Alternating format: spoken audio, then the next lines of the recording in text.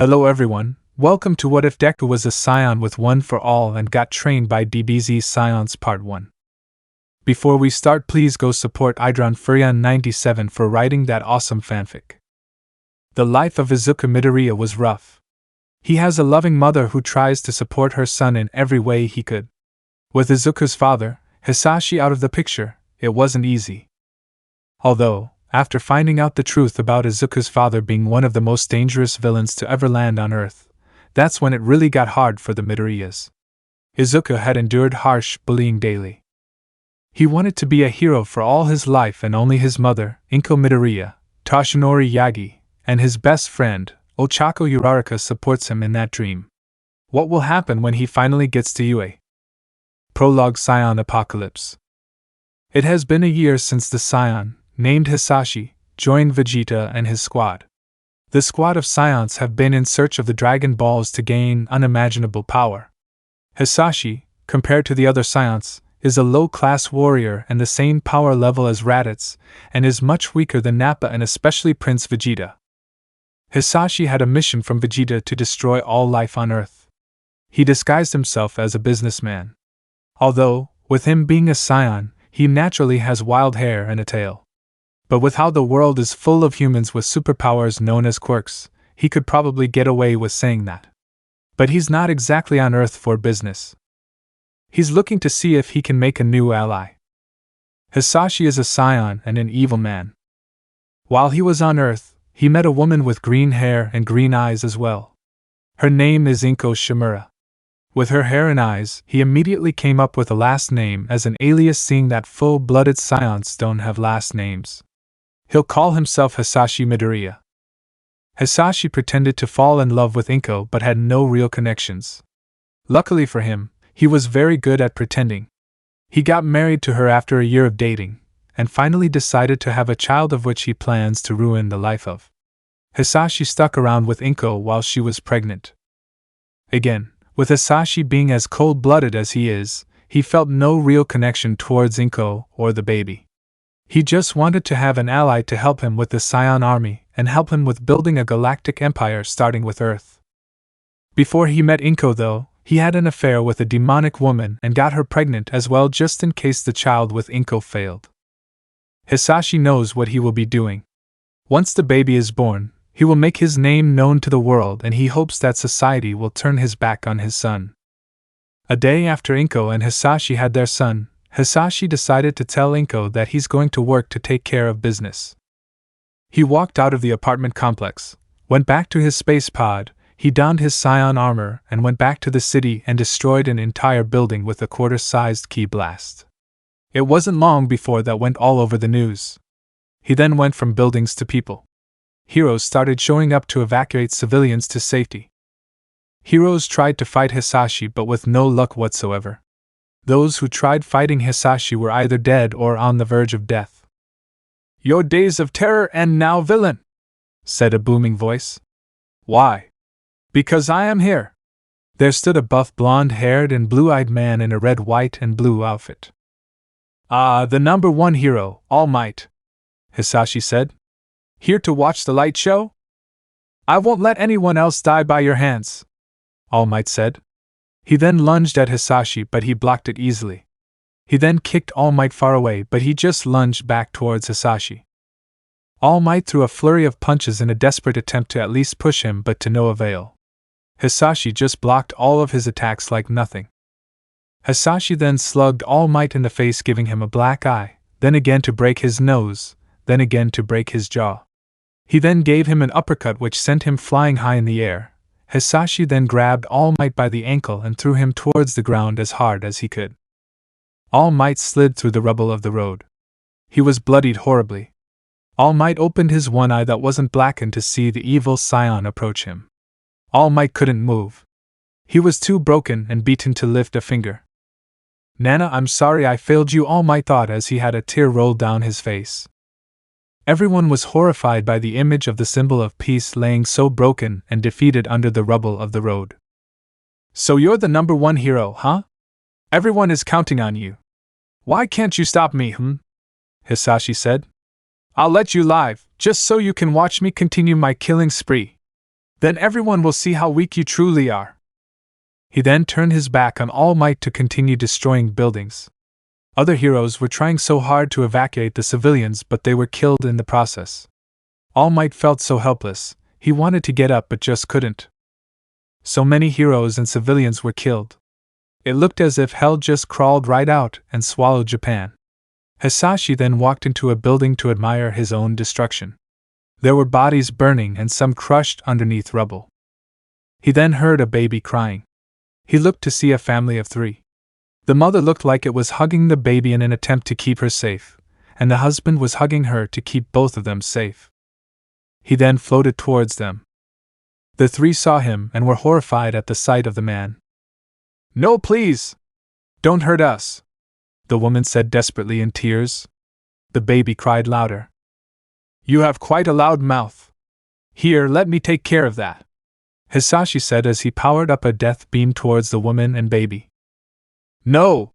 the man shouted, pushing the woman who was still holding on to their child away from the man who had the death beam go through him, piercing his lung, killing him as he puked out blood. "Maruki!" the woman shouted, crying with tears staining her cheeks. As the baby was crying louder, Hisashi looked towards the woman and child. "Well, he died braver than most. It doesn't matter, his death will be in vain anyway," Hisashi said, powering up another death beam. All Might saw what happened and knew he couldn't look weak. That man sacrificed himself to save his wife and daughter.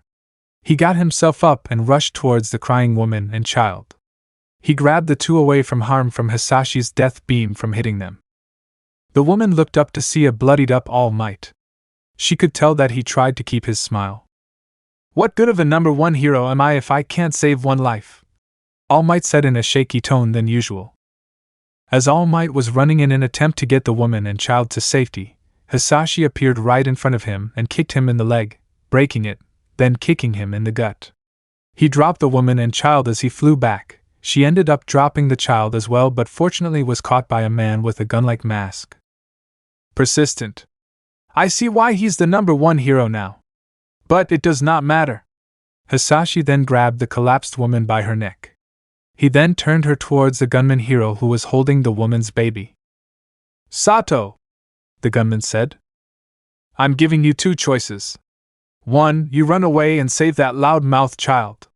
Or 2, all 3 of you die," Hisashi said. "Gunhead! Please run! Save Ochako!" Sato said desperately with tears rolling down her stained face. "I'll take good care of her, I'm sorry I can't save you," Gunhead said as he started running away. As he was running, he looked back to see Hisashi crush Sato's neck from behind, killing her. Gunhead started crying as he was running with Ochako in his arms. "I'm sorry, Maruki Sato, I promise I'll take good care of Ochako," he said in a crying tone as Ochako was crying loudly. Hisashi was basking in his own destruction. He then saw a figure floating down in front of him. "So Kakarot, you are alive," Hisashi said. "I don't know who this Kakarot is, but you got the wrong person. I'm Goku, and I'm here to stop you," Goku shouted. "Stop me? Ha! You had one mission here and you failed miserably. So, I'm here to take over what you failed," Hisashi said. "I don't know what you're talking about and I don't care. So let's stop babbling and let's fight," Goku said. "Yes. I couldn't agree more," Hisashi said. Goku and Hisashi clashed with each other's fists. A shockwave was felt and a building that was already destroyed was falling over. Goku went under it before it hit the ground. "Goku!" a voice shouted. It was Goku's old friend Krillin. "It's pretty obvious you won't be able to do this alone. Let me help." "Wait. Krillin! This guy is crazy strong. We need a bigger opening," Goku thought for a minute. He then saw All Might lying on the ground bloodied and broken. He remembered when he had to save him from a villain who called himself All for One. He remembered him having 8 different power levels after Nana died. "Krillin! There's All Might! Go give him a senzu bean." "Huh! Right," Krillin said as he flew over to All Might with a satchel full of beans. "Here, eat this. It'll give you back the strength you need." He then fed him the senzu. "Thank you, I'll help you with this menace now," All Might said. "Hold on. We need a bigger opening. There's too many people who can't escape here," Goku shouted. "So you protect these weaklings, Kakarot?" Hisashi shouted. "My name is Goku. I protect the ones who can't protect themselves," Goku shouted in anger. "Then you can die with them," Hisashi said. All Might then slugged Hisashi in the face. A punch that didn't leave a dent. Goku and Krillin then tried to push Hisashi out towards the wastelands. All Might was following the two as they were pushing him.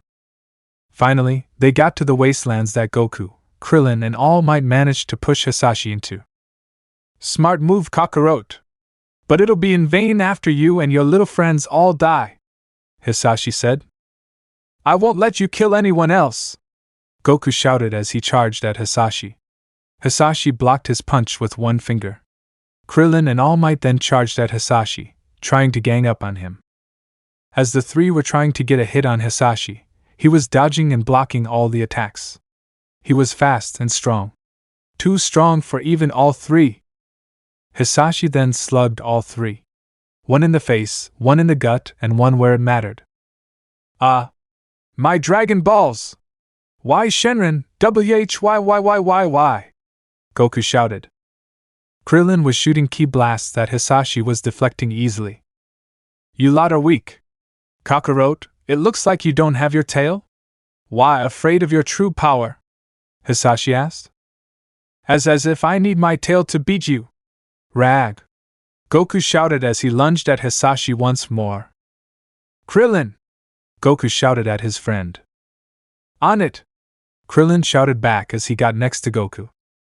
"Kamehameha!" They shouted in unison, firing off a blue and white beam. The blast hit Hisashi dead on. When the two eased their blasts, Hisashi was seen rather bruised up but still standing. "Hey, I gotta hand it to you jokers. You managed to scratch me up pretty good. But it all ends here," Hisashi said. He was about to lunge at Goku and Krillin again, but he felt something grab his tail which made him collapse. "What the? So that's your weakness? Good enough for me. Goku, Krillin, finish it!" All Might shouted. "It's just like Goku with his tail," Krillin said. "Alright, what can we do to finish this off?" Goku said. "Let go of my tail, you insignificant being!" Hisashi shouted. "Your reign of terror ends now, villain!" "Why?" "Because we are here!" All Might shouted with his smile. "I've been working on a new move, Goku. I guess this'll be a better time than any to try it out," Krillin said. He then had a yellow glowing disc in his hands as he walked up to Hisashi. "Alright, Toshinori! Pick him up by the head!" "With pleasure!" All Might said as he did what Krillin told him to do. After All Might picked him up by the head, Krillin aimed his disc at Hisashi's neck. "Kienza!" Krillin shouted. "No. Hisashi panicked as he struggled to break out of All Might's grip. The disc that Krillin threw was inches away from Hisashi's neck. All Might let go of Hisashi's head for the disc to go straight through his neck. All Might dodged the disc just in time after going through Hisashi's neck, killing him. It's done," All Might said. "Yeah, he was crazy strong," Krillin said. "Phew! I'm glad that's over," Goku said. "I'd better get back home to Chi-Chi before I get yelled at, you know how she is," he said as he shivered at the memory. Goku then got on his flying Nimbus and headed home where his wife Chi-Chi and his son Gohan live. "That's Goku for ya," Krillin said. "I'd better get back to the city," All Might said. All Might went running back to the city, which was destroyed completely. He may have won against the villain with much needed help, but the cost was great. He went to help the surviving civilians out of the rubble. Paramedics were gathering the severely injured civilians and pro-heroes that were a part of the catastrophe that took place today. Some were still barely breathing, but most of the civilians were burnt, smashed, or bloodied to death. This was a day the heroes and the surviving civilians would always remember. Especially All Might. This would surely leave a scar on his memory. Back with Inko. After she heard on the news that her husband was nothing more than a heartless killer, it broke her heart. So many people were mercilessly killed by his hand. She was sitting in a corner while holding Izuku, crying her eyes out. She decided that she was gonna raise Izuku right, with Hisashi out of the picture. Little did Inko know, her son Izuku has a half-brother of which he is only a couple years older than Izuku is. Chapter 1: Finding Out the Truth. Mom! The computer! A little boy who had black messy hair with green highlights as well as having a tail which was the same way. Izuku Midoriya was an energetic little boy. Inko made sure he would grow to like heroes, of which she succeeded. He liked heroes so much that he wanted to become one. It's that time already? Alright, give me a minute, Izuku, Inko told her son. Izuku ran up to the seat and started to look like he was head-banging. He held his Almight figure, as he wagged his tail like an excited puppy. You know, I think you added all those views yourself. I don't know how you can watch this, I think it's scary, Inko said. As Inko turned on the video, Izuku had a big grin across his face. It was a video of a villain attack that happened last year. Inko wanted to avoid the documentary of the attack that was caused by him, knowing it would probably traumatize him, not just because it was caused by the man that Inko once called her husband, but because of how that was the first battle that All Might had almost failed and needed help with. He didn't want to show her son that. But when Izuku saw how All Might saved so many people at once from that other villain attack on the news, Izuku was greatly inspired. It's alright now. Why? Because I am here. All Might boomed, carrying a bunch of people on his back. Izuku shined a smile as he got inspired greatly. He's the greatest hero ever. I don't think anyone could beat him, Izuku said, beaming brightly. Inko just smiled, knowing how well she raised her son. She just knew he wasn't gonna be like that man. They both then heard a knock on the door. I'll get that, Inko said. When she went to open the door, she saw it was her old friend Toshinori Yagi. Hey there, Inko. How've you been? Toshinori asked. I've been a lot better. Izuku is growing to be well behaved, Inko said. Well, that's great. I'm just glad you were the one to teach him the differences of right and wrong, Toshinori said. Izuku suddenly walked out of the computer room to see Toshinori. Mr. Yagi, he said, running up to Toshinori, jumping up to hug him while he was wagging his tail again. Oof. Hey there, young Midoriya, Toshinori said. Izuku, do you know what day it is? Inko asked. What is today, Mommy? Izuku asked his mother. Well, today is the day we find out what your quirk is, Inko said. Izuku got excited hearing this. Yeah. Whatever quirk I get, I'll train with it to be just like All Might, Izuku yelled out in excitement. Toshinori grinned at this. He'll be a great hero, I just know it, Toshinori thought. At the doctor's. The doctors were doing x-rays to see what kind of quirk Izuku has. After the tests, the doctors turned to Inko and Izuku. So, we got the tests back, said the doctor. And? Inko asked. Well, you said your son was born with his tail, right? The doctor asked. Yes, doctor, Inko said. If I may ask, what quirks do you and his father have? The doctor asked again. Nothing too special, my quirk can attract small objects while his father has a tail just like he does, Inko said. Well, whatever the quirk may be, it seems like his tail isn't the only part of his quirk. If you look here on this X-ray, you can see a blinking light next to his lung. From the results of what that may be, it says here that if your son was to train in hand-to-hand combat as well as practice meditation, you can unlock that part of your quirk, said the doctor. Izuku had stars in his eyes. He now knows for sure that he can be a hero.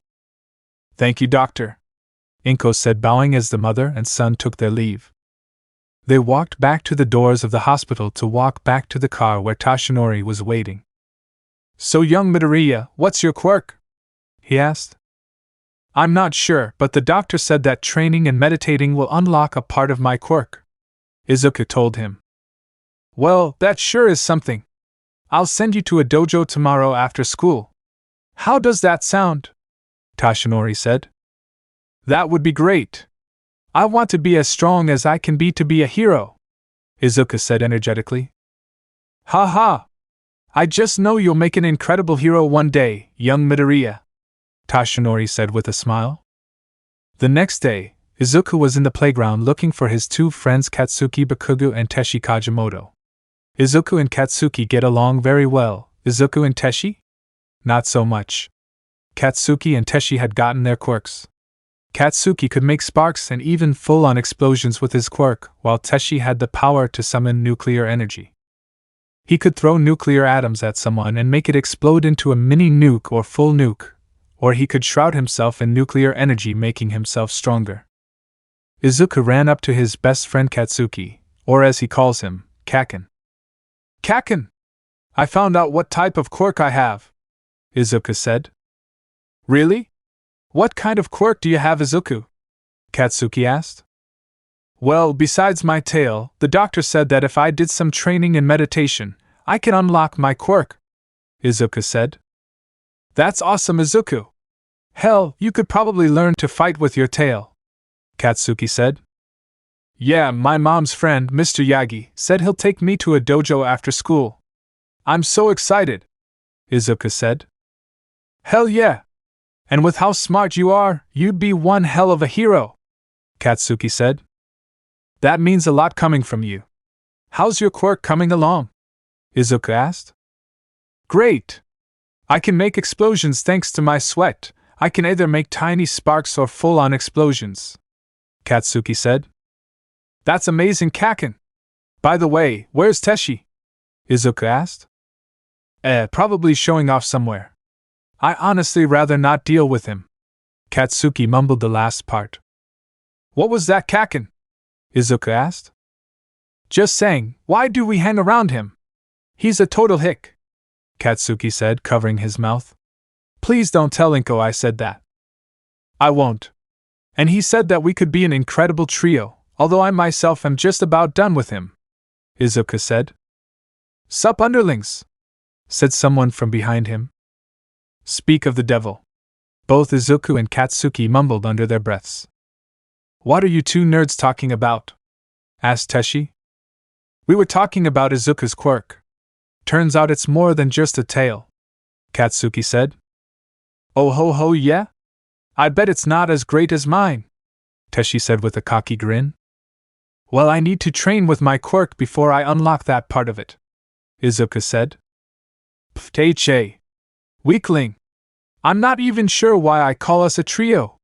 You'll just be dead weight to Katsuki and I, Teshi said. Izuku had his head down with a sad face. Hey!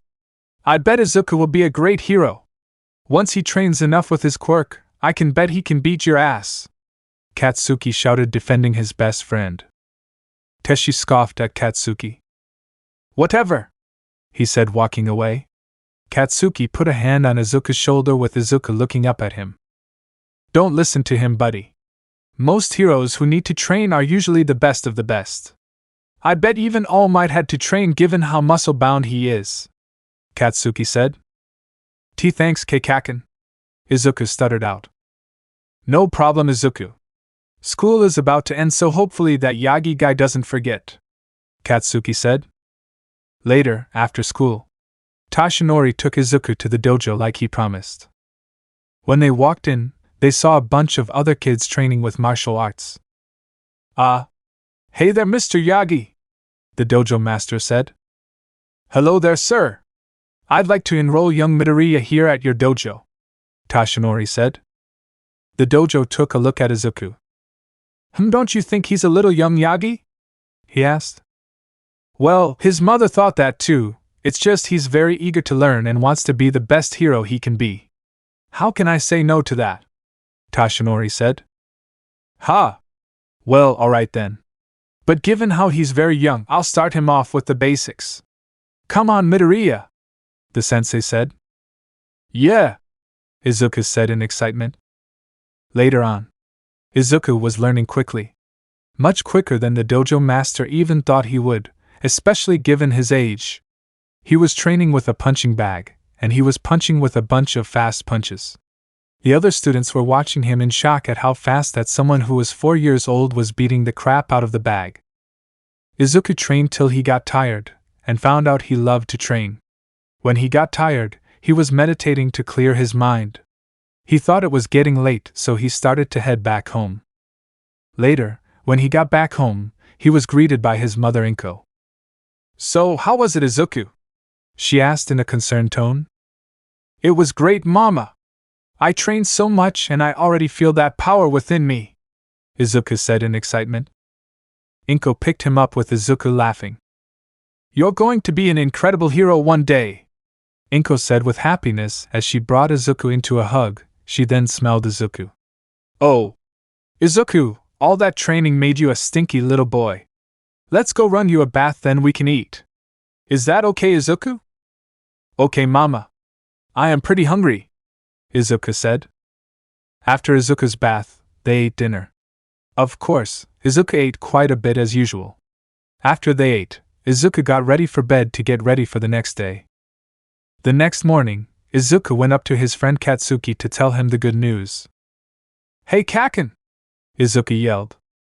"Hey Izuku!" Katsuki yelled back. "So, Mr. Yagi got me into a dojo like he promised," Izuku said. "That's awesome.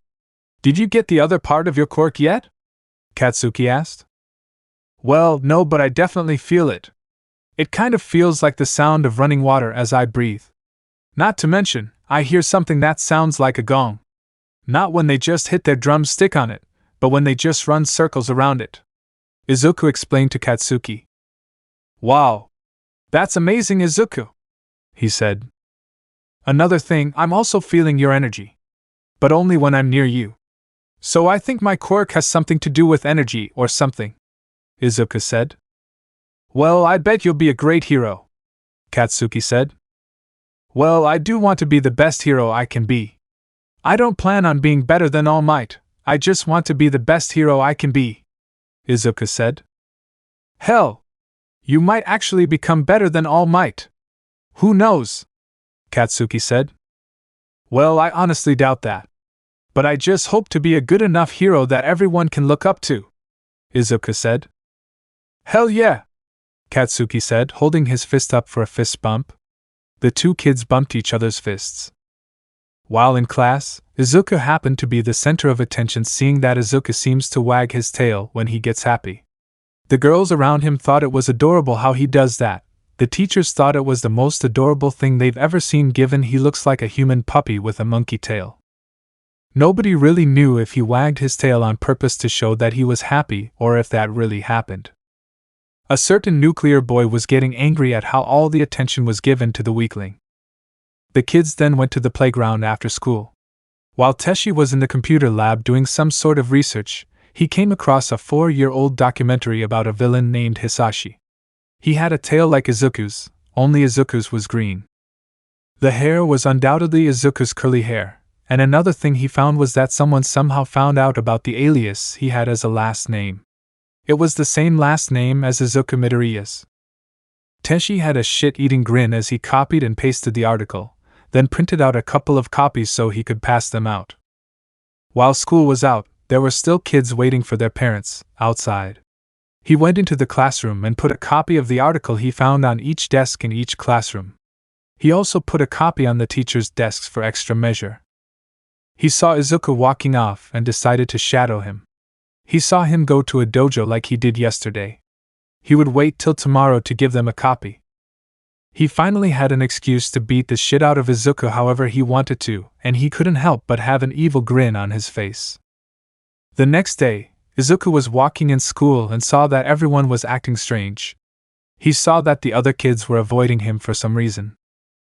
Guys?" Izuku was confused at this. Every time he walked towards someone, they would back up. He saw his friend Katsuki and ran up to him. "Kaken!" Izuku said. "Oh. Hey Izuku!" Katsuki said. "Why is everyone acting so strange?" Izuku asked. "Beats me. They probably heard a false rumor from Nuke for brains. I'm sure it'll pass by tomorrow," Katsuki said. "Yeah, let's get to class. We don't want to be late," Izuku said. Yeah, sure thing, nerd, Katsuki said with a smirk. When the two walked in, Katsuki noticed a piece of paper on his desk. He folded it up and decided he'll read it later. All the kids, even the teacher herself, were giving Izuku a weird look. Like he was some sort of a murderer. Izuku himself was confused as can be, seeing all these kids giving him these weird looks. When he looked at Teshi, though, he saw that he had an evil grin on his face. When school ended, Izuku and Katsuki went out to the playground to see all the kids stop what they were doing to give the same look at Izuku, which confused the two boys. What the hell is going on? Katsuki shouted. Didn't you hear Bakugo? One kid asked. Yeah. Everyone else read the paper on our desks. Did you? Another asked. Teshi then came up to the two boys. Katsuki, I think you should move away from the villain, he said. Villain? Both Izuku and Katsuki shouted in unison. Yeah. Why don't you read the paper on your desk to find out? Teshi said. Ugh. Fine, Katsuki said. He took the paper out of his pocket and unfolded it. What he read terrified him. He remembered watching a video that got taken down from the internet because it was too graphic. The paper read that the tail villain Hisashi went by an alias calling himself Hisashi Midoriya. He remembered having nightmares about this and started shaking. What does it say, Kaken? Izuku asked. Get away from me! Katsuki shouted as he ran off, leaving Izuku confused and heartbroken. Kaken? Izuku was about to run towards him, but someone grabbed his tail and he immediately collapsed. Wow! You collapse when someone grabs your tail? So pathetic! I should start calling you Deku, which stands for Defenseless Izuku, not to mention it's short for Dekunabu, so it's perfect for you, Teshi said, laughing. Let go of my tail! Izuku yelled. Pfft. Not gonna happen, Teshi said. Who wants to see me beat up a villain? Yeah! Beat him up! One kid shouted. My grandpa died by that villain! Make him suffer! Another shouted. All the other kids were chanting to beat poor Izuku up. Teshi then summoned his nuclear energy around his body as he had a nuclear atom in his hand. He then punched Izuku with a hard punch that mixed with a mini nuke from his quirk. He kept punching Izuku, causing him to scream out in pain with each punch until he was unconscious. Katsuki ran with tears in his eyes, seeing he had just ended his friendship with Izuku, and he couldn't have regretted any more than he did, or so he thought. Later on, Izuku woke up while laying on the ground. When he got up, he felt a sharp pain on his back as well as burns. He tried to walk but limped instead. He limped towards the dojo that Toshinori got him in. When he got there, he saw that the other students were glaring daggers at him, including the sensei. Get out! The sensei shouted at Izuku. What? Izuku asked, confused. You're only going to use these techniques for your own selfish desires, just like your father. Get out! And I'd better not see you here again. At this, Izuku ran home crying. When he got home, he ran straight to his room without saying a word. All Inko could hear were Izuku's sobs as he ran through the apartment and to his room. Toshinori was also there to witness this as well. He didn't know what had made the boy so upset. Both Inko and Toshinori walked towards Izuku's room and saw Izuku had obviously been crying. Mama? Is my daddy really the villain who nearly killed Almight as well as killing so many other people? Izuku asked with tears rolling down his face. The sight broke both Inko's and Toshinori's heart. Inko ran up to Izuku and hugged him. I'm sorry, Izuku, I'm so sorry, Inko said, rubbing her cheek on Izuku's wet cheek. Young Midoriya, Toshinori said as he had tears of his own rolling down his face. Chapter 2: A New Teacher. The next couple of days had passed and Izuku had no friends. He was bullied constantly by Teshi, and everyone else avoided him like the plague. When Inko would report the bullying to the school's principal, they say they'll look into it, but nothing seems to change. Izuku isn't usually the one to be violent, so he just hopes that a teacher would see. But what's worse is that when the teacher did see, they'd play it off like they saw nothing. This was all because Izuku was the son of a dangerous villain.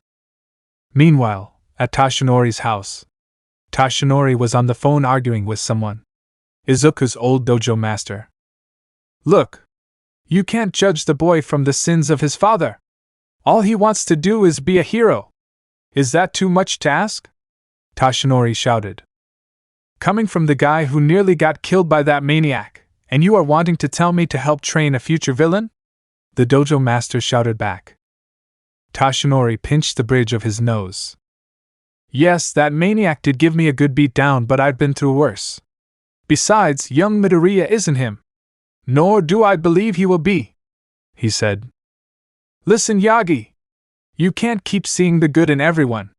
If that kid comes back here, I'll personally have the police escort him and keep him locked up. Goodbye, the dojo master shouted. Now you listen here. Before Toshinori could say anything else, the dojo master hung up on him.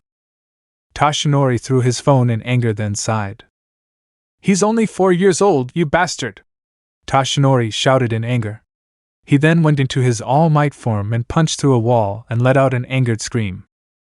He then poofed back into his skinny Might form, sat down, and held his head, feeling hopeless. He then got an idea of how to help Izuku. Aizawa! Of course! I'm sure he could help, Toshinori said as he walked to the phone he threw and picked it back up. He was glad he had a good protection case for it, or else it would have been shattered. He then dialed the number to call Izuku's new potential teacher. Toshinori was glad he picked up. This better be important. I was having a good dream, a tired voice said. Yes, Aizawa, do you by any chance know who Hisashi is? Toshinori asked. Yeah, the villain who kicked your ass pretty hard. What about him? Aizawa asked. Well, he has a son, and he wants to be a hero, but the dojo I signed him up for had kicked him out because of him being Hisashi's son, Toshinori said. All right. Give me the boy's address and I'll whip him to shape, Aizawa said. Toshinori smiled hearing this. Thank you, sir, Toshinori said. Yeah? Don't mention it. The last thing we need is for him to lose faith in the hero society and have another villain like that, Aizawa said. With Izuku. Izuku was walking home limping from the harsh bullying. It was a good thing his mom was good at nursing, because at this point, the hospital bill would be outrageous. When he opened the door, he saw his mom and Toshinori speaking with a tired-looking man who wore all black and had a strange-looking scarf. Hey Izuku! We found someone who could help train you, Inko said happily. Izuku Midoriya, right? The hobo-looking man asked. Why, yes, sir, Izuku said shyly. Well, Yagi over here told me you got kicked out of a dojo because of an inheritance, correct? Aizawa asked. Izuku looked down upon hearing this, which confirmed Aizawa's question. I'll take that as a yes. Well, how about this? I'll personally train you and help unlock your quirk that isn't your tail. And maybe also help fight with your tail as well, Aizawa said. Izuku's face went from sad to happy hearing this while wagging his tail. Oh, Inko said. That's actually adorable, Aizawa thought. You mean it? Izuku asked. Yes, Izuku Midoriya, I really do mean it, Aizawa said. Yeah, I can still be a hero, Izuku said in excitement, as he started glowing green.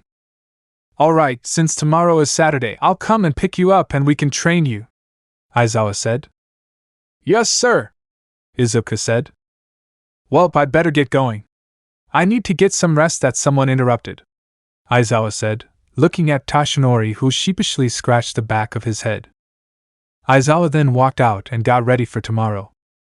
Next morning, Izuku got himself some breakfast and waited for Aizawa to come by. Weirdly, Aizawa came in right after Izuku had eaten breakfast. Oh! Hey Aizawa! Izuku said. You ready? Aizawa asked. Yeah! Let's go! Izuku said. Aizawa smirked at this. This kid, he thought. Izuku followed Aizawa to his car. Once they got in, Aizawa took Izuku to his private dojo for Izuku to train. When they got there, Izuku couldn't contain himself. He was excited to start training with his new teacher. Likewise, Aizawa started Izuku off with basic hand-to-hand combat. He then noticed how Izuku wasn't using his tail though. "Why don't you try using your tail?" Aizawa asked. "Well, it's because it isn't that strong," Izuku said sadly. "Well, that's what this training is for, isn't it? We can work on your tail. Now I'm gonna grab your tail and you try to wiggle it off," Aizawa said. "No, wait," Izuku said, but it was too late. Aizawa grabbed his tail and Izuku collapsed with Aizawa's sweat dropping at this. "Is that your weakness?" Aizawa asked. Izuku nodded at this. "Well, it looks like we'll have to work on that as well." And so, Izuku's real training had begun. And it started off with his tail problem. For the past few years, Izuku was training non-stop with Aizawa after school. He was also trying to survive school as well, hiding from his tormentor Teshi. He always seems to find him though, and every time he finds him, he beats him mercilessly for everyone's amusement that Teshi is beating up a future villain. When Izuku was 6 years old, he managed to unlock what he thought was a quirk as well as getting used to his weakness he had on his tail. He trained with the green light that was in his hands. He trained with the light to heal himself when he needed to and managed to give himself more energy. He also managed to use that green light to weaponize it as well. Since the light in his hands was the color green, which is the color of nature, he came up with a few moves that represent the 4 seasons of the year. The first move he made was Fall's Harvest. This technique he taught himself was so he can heal himself as well as giving him more energy when needed. Aizawa came up with a theory for Izuku's quirk. He said that Izuku has a rare Shaolin type of quirk given his tail. Shaolin are popular for having their main weapon being a monkey staff. Izuku has a monkey tail, so to Aizawa it makes sense. Izuku has also learned how to fire energy blasts from his hands. He has also come up with some other super moves as well. Spring Wind. He channels the ki in his arms and turns himself into a drill, making him a sideways tornado as he drills through his opponents. Aizawa was very impressed with this one. Summer Heat. He channels heat into one hand and blasts his opponent with a hot energy blast. The blast is green with orange highlights given the heat of the blast. Aizawa said that it was like he was firing a green sunbeam. Winter Peak. He channels ki into both his arms. He punches with one arm which stuns his opponent, then uses his other arm which makes the ki break like glass, making one painful punch. Izuku is now 8 years old and has gotten much stronger. He had muscles that most people in their 30s could only dream about, as well as getting better with his 4 super moves that he came up with thanks to Aizawa. Izuku had become a training addict and had gotten Aizawa to the point where he thinks he learned all he could teach the boy. Aizawa had an idea that could help both him and his student. He decided to send Izuku to another dojo that he knew would accept him, even given his lineage. Aizawa drove Izuku to the dojo. When they got there, he saw the dojo was named Gunhead's Fighting Style. "All right, Midoriya. Gunhead will be your teacher whenever I can't teach you," Aizawa said. "Okay, Aizawa. But are you sure he's going to accept me?" Izuku asked. "Positive. He's a pretty forgiving guy. I'll introduce you, then I'll go home and take a nap," Aizawa said. Both Izuku and Aizawa walked in the dojo and saw it was rather empty. The underground hero Eraserhead. How's the 2 students of yours?" Gunhead asked. "2?" Izuku asked. "They're doing pretty well. Of course, they both seem to train with me at 2 different times, and the Tenko kid is 4 years older than Midoriya over here," Aizawa said. So what brings you here then?" Gunhead asked. "Well, I was thinking if you'd help train Midoriya when I can't. Tenko is enough for me right now. Midoriya managed to tire me out," Aizawa said. "Well, got tuckered out by an 8-year-old. Ha!" Gunhead laughed. "You won't be laughing when you see what he can do." Also, Aizawa then went up to Gunhead to whisper in his ear. "He's the son of the tail villain Hisashi." Gunhead went wide-eyed hearing this. "Don't worry. He's nothing like him, I guarantee that. I just want him to train to be a hero because the last thing we need is another villain who could beat All Might to a pulp," Aizawa whispered. "Well, all right then. Midoriya, I'll take you under my wing and we can train to your heart's consent, Gunhead said. Izuku was happy hearing this. Thank you, sir, Izuku said. All right. Midoriya, go easy on Gunhead, please, Aizawa said as he walked out. Yes, sir, Izuku said. Also, my goddaughter is training to be a hero as well. Only she just started training, Gunhead said. We'll start when she gets down here. She's probably getting changed. After a while of waiting, a young girl who's Izuku's age came down in a GI. She has brown hair that is shaped in a bob cut, a permanent blush on her cheeks, and she has a round face as well as chocolate brown eyes. Hey Gunhead. Who's he? The girl asked. That is Izuku Midoriya. He's been training to be a hero since he was 4. Given his quirk, he's quite a training fanatic, Gunhead said. Midoriya, this is my goddaughter Ochako Uraraka. Hey Ochako, Izuku said nervously as he flinched, readying himself for what is to come next. Gunhead, why does he seem so scared? Ochako asked. I'm not sure, Aizawa hasn't explained that part, Gunhead said. Gunhead had then gotten a text. I forgot to mention, Midoriya doesn't have any friends and seems to flinch when around new people his age. So if you could, make sure that goddaughter of yours treats him right despite his father killing her parents. Aizawa texted. Wow, blunt as ever, Gunhead thought. Well, I'll leave you two alone to get to know each other before we start training, Gunhead said as he walked away. Ochako glanced at the boy and noticed he was hiding his face with his arms. She went up to him and moved his arms away from his face, but when she did, Izuku seemed to have immediately flinched and backed away thinking she was going to try and hurt him. Are you okay? Ochako asked. Please don't hurt me, Izuku said scared. Despite him being as strong as he was scared of what people, especially new people, would do to him. Why would I hurt you? Ochako asked. Well, I guess I should just say it, I'm Hasashi's son, the tail villain, Izuku said, still clearly shivering. Ochako went wide-eyed. I remember Gunhead telling me about that villain. I want to be a hero so nobody else has to lose a family member like I did, Ochako said. Izuku now immediately started bawling his eyes out.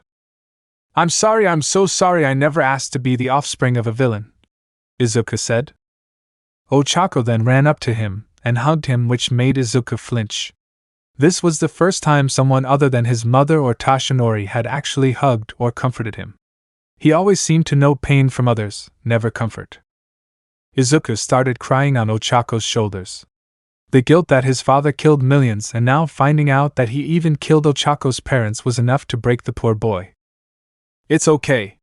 I know you aren't him. I believe you can be a hero, Ochako told him. Izuku slowed his crying down. Really? Izuku asked. Of course.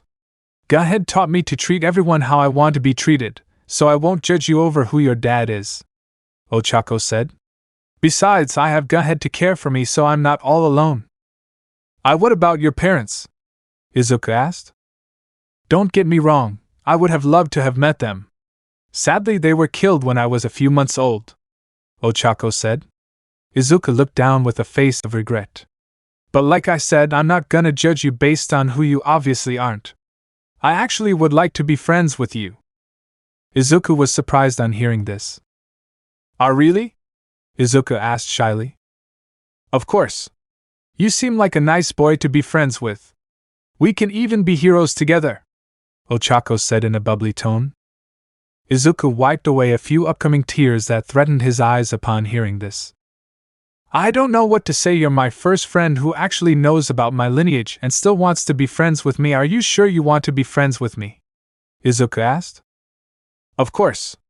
Like it or not, we're friends now, and you and I will be heroes together and be an ultimate duo when we grow up, Ochako said in an excited tone. Hey, yeah. Oh, okay, Izuku said. By the way, what's your quirk? Ochako was nervous to answer that question. Well, I'm actually quirkless, she told him. Izuku was surprised by this. Why you're quirkless? Izuku asked. Yeah, but I'm still gonna do my best to become a hero. Even if other people don't believe in me, Ochako said, pumping her fist in the air. Well, I'll help you reach that goal as much as I can. We'll be heroes together, Izuku said. Gahead was watching from where he couldn't be seen and cooed at the sight of his goddaughter becoming friends with Midoriya. Cute, he thought. After a while of Izuku and his new friend, Ochako trained till their heart's content. Izuku had to go home, finally. Izuku went to eat dinner, took a shower, and went to bed. When he did, he started having a weird dream. A vision of some sort. When he started dreaming, a woman with black hair and quite muscular came into notice. Hello, Izuku Midoriya, the woman said. Who are you? Why am I here? Why do you look familiar? Izuku asked. I'm Nana Shimura, your grandmother. I've come to give you something, Nana said. What would that be? Izuku asked. Well, your quirk is a special one to say the least. I've come to unlock something within you that is unique to a certain type of people with your quirk. It's very powerful and your power will grow rapidly with this, Nana said.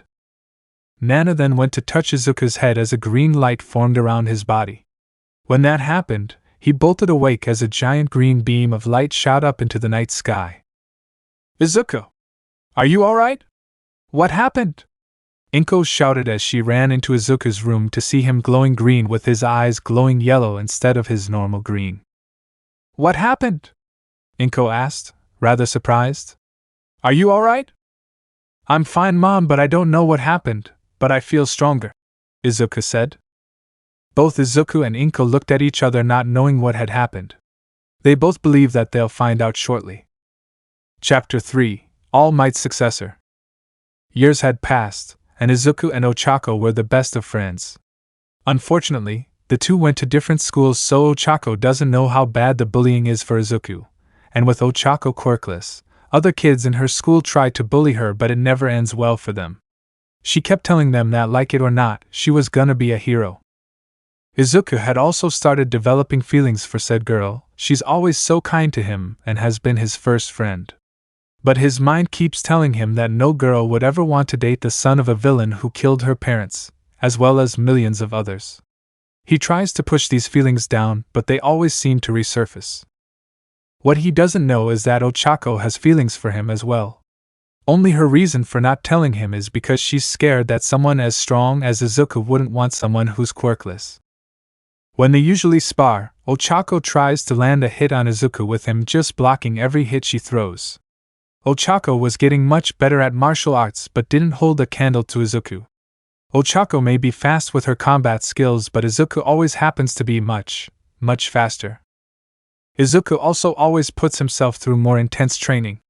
Ochako tries to put herself through the same training as Izuku, but she could barely get through a quarter of it.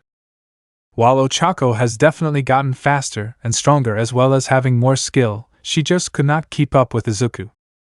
Especially with the power that Nana, in spirit, unlocked within him, a power that seems to rapidly increase his power. More than it did before. With Izuku, middle school was nearing its end. Izuku was just muttering silently as he scribbled in his notebook like he normally does. The teacher then walked in. Alright, middle school is about to end, so I'm supposed to pass all these applications out to you, the teacher said. The students groaned hearing this. But you all want to be heroes, so why bother?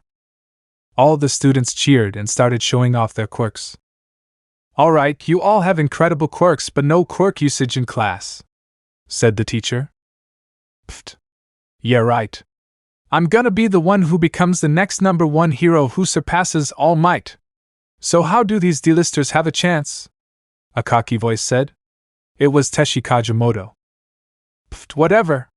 I'm gonna be the one to surpass All Might after I kick your ass, said Bakugo. Oh yeah! Is that a challenge? Teshi shouted. Bring it on! I'll kick your ass! Katsuki shouted back as the two boys glared at each other. I see you two have quite the rivalry going on. You two are applying for UA, am I right? The teacher asked. Damn right. I'm gonna be the one who gets in and proves to everyone that I'm stronger than All Might himself, Teshi said. Not before I do, Atom Brain! Katsuki shouted. By the way, didn't Midoriya also apply for you, eh? The teacher asked. Everyone then looked at Izuku for a minute, then bursted out in laughter. Ha! Midoriya? In UA? As if they'd accept a villain. They'd probably arrest him before he even sets foot. They don't accept villains in UA. Everyone was just shouting harsh insults at Izuku. Wait, I swear, I want to use my power to be a hero, Izuku said, trying to defend himself. Teshi then walked up to his desk and threw an atomic bomb at Izuku, causing him to land on his back with his desk pushed back. And what the hell do you think you'll do anyway? You're just a useless DKU who would probably fail the entrance exam anyway, Teshi shouted as everyone just laughed at him. Izuku had his head down, sitting up against the wall as he hugged his tail with tears stinging his eyes. Katsuki stood aside long enough. He hated seeing Izuku get beaten up so badly. He was finally going to do something about it. He walked up behind Teshi and smacked the back of his head with a large explosion. No more nuke for brains! I've seen more than enough! Katsuki shouted. You're helping this villain? Then how about you join him? Teshi shouted, getting his atomic energy ready. Katsuki himself got in a fighting stance. Alright guys, that's enough, the teacher said. Izuku put his desk upright as he sat back down. After a couple minutes, the school bell rang and everyone was walking out. Bakugo walked out while Teshi was still in the classroom, which would be a big mistake. After Bakugo walked out, Teshi went up to Izuku again while he was putting his stuff up. We're not done here, Deku, Teshi said, snatching Izuku's notebook out of his hands. Hey! Give that back! Izuku shouted. Hero Analysis Journal? Teshi said. As if you need this. He then summoned his atomic energy within his hand on the notebook, turning it to ash. Why Kajimoto? Why do you have to do this? Izuku shouted. Listen, Deku! Don't even think about getting into UA. I'm the only one getting into that school, Teshi said as he walked away. He then turned his head back to Izuku, who was trying to pick up the ashes of his journal. You know, if you want to be a hero, there's actually a good way you could be one. Just pray that you'll have a better heritage in your next life, and swan dive off a bridge. You'll get rid of a villain before you could be one. Izuku then started seeing red. I can float, stupid, Izuku said, gritting his teeth. He started glowing green with his eyes glowing a fiery yellow. What the buck was that, you useless Deku? Teshi shouted at him. I said I can float, stupid, Izuku said much louder, making sure he spat the last word out. Oh, I'm gonna have fun putting you in your place, Teshi said, getting a punch ready with his nuclear energy surrounding his arm. When Teshi tried to punch Izuku, he grabbed his hand and with all his rage, Izuku punched Teshi so hard that a shockwave broke all the windows from the impact of the punch. Teshi's skull cracked as his eye flew out, and he started flying through the walls and out the school. The students looked at Izuku, who had his hair standing up with him glowing green around his body with his eyes yellow. With him still angry, he picked up Teshi's eye and squashed it. What on earth is going on? A teacher asked. He then saw Izuku, who just now calmed down. Midoriya! My office, now! The principal demanded. Izuku was in the principal's office in dead silence, having his head down. They were waiting for Izuku's mother to come in. After a minute or so, Inko finally came in and sat down on the chair next to her son and in front of the principal. Excuse me, sir, what happened? Inko asked. Your son is an absolute menace, the principal shouted. Wait, what? What did Izuku do? Inko asked. He punched a student through 12 walls and out of the building, as well as taking his eye out, the principal said. Sir, I'm sure this is just a misunderstanding. My son isn't usually the one violent and is the one usually bullied, so hell, why is it that I'm hearing that my son just happened to be in trouble for defending himself? Inko said, getting angrier. You better listen to me, Mrs. Midoriya. If you don't straighten up your son, I will have him expelled and you arrested, the principal shouted. Izuku then got angry hearing that he was gonna have his mother arrested. He then picked up the principal's desk and slammed it on his head, knocking him unconscious and possibly putting him in a coma as well. He wasn't done there though. He then grabbed the collar of his shirt and mercilessly threw him out the window. He landed in a bush to cushion his fall. After that, Izuku sighed. "Can we just go?" Izuku asked. "Yes, Izuku. Let's go home," Inko said. The family of two walked out of the building and into the car to drive home. As they drove home, it was a dead silent ride home. "Izuku, I just want to let you know that I'm not mad at you. I was kind of expecting it actually, and I'm glad you stood up for yourself," Inko said. "You're taking my side?" Izuku asked. "There's no way I wouldn't, Izuku. Now how about we invite Toshinori for dinner and have Katsudon?" Inko said. Izuku gave a smile to his mother. "Oh, okay," Izuku said. When the family of two got home, Inko went into the kitchen to get dinner ready, and Izuku went into his room to change into his workout clothes to start his workout session before he jogged towards Gunhead's dojo. He always wore weights around his torso, his arms, and his ankles. He only took those off when he showered. "Izuku! Dinner is ready!" Inko shouted. "Coming, Mom!" Izuku shouted back as he walked towards the kitchen table. When Izuku got there, Inko gave Izuku a big plate of katsudon. He looked around and saw that Toshinori wasn't there. "Where's Toshinori?" Izuku asked. "I texted him saying I invited him over for dinner, but he said he was busy," Inko said. "Well, you did say he was a busy man," Izuku said. "Yeah, he's a very busy man. But he did say he wishes he was here rather than at work," Inko said. Izuku ate his katsudon rather quickly, not much to Inko's surprise seeing how the boy eats. "Well, I'd better get to Gunhead's," Izuku said. "All right, Izuku. Be careful, please," Inko said. "I will, Mom," Izuku said as he walked out of the apartment. As he was walking, he heard an explosion nearby and thought he would check it out. Izuku couldn't see past all those people, so he floated past the people to see what's happening. When he did, he saw someone suffocating under sludge. "Hey! Get back here!" one of the pro-heroes shouted. Izuku saw who it was running and saw she was trying to save that someone. It was Ochako trying to dig her way through the sludge. The sludge villain was about to attack her, but a flash of green light punched the sludge hard enough that it was splattered all over the place, as well as putting out the fire with the wind pressure. It was Izuku who used his super move, Spring Wind, to save the boy as well as Ochako from being impaled. Izuku was holding the kid over his shoulders to support him. The boy had black hair down his neck as well as shark-like teeth. He looked at Izuku in awe. "That was the manliest thing I've ever seen," he said.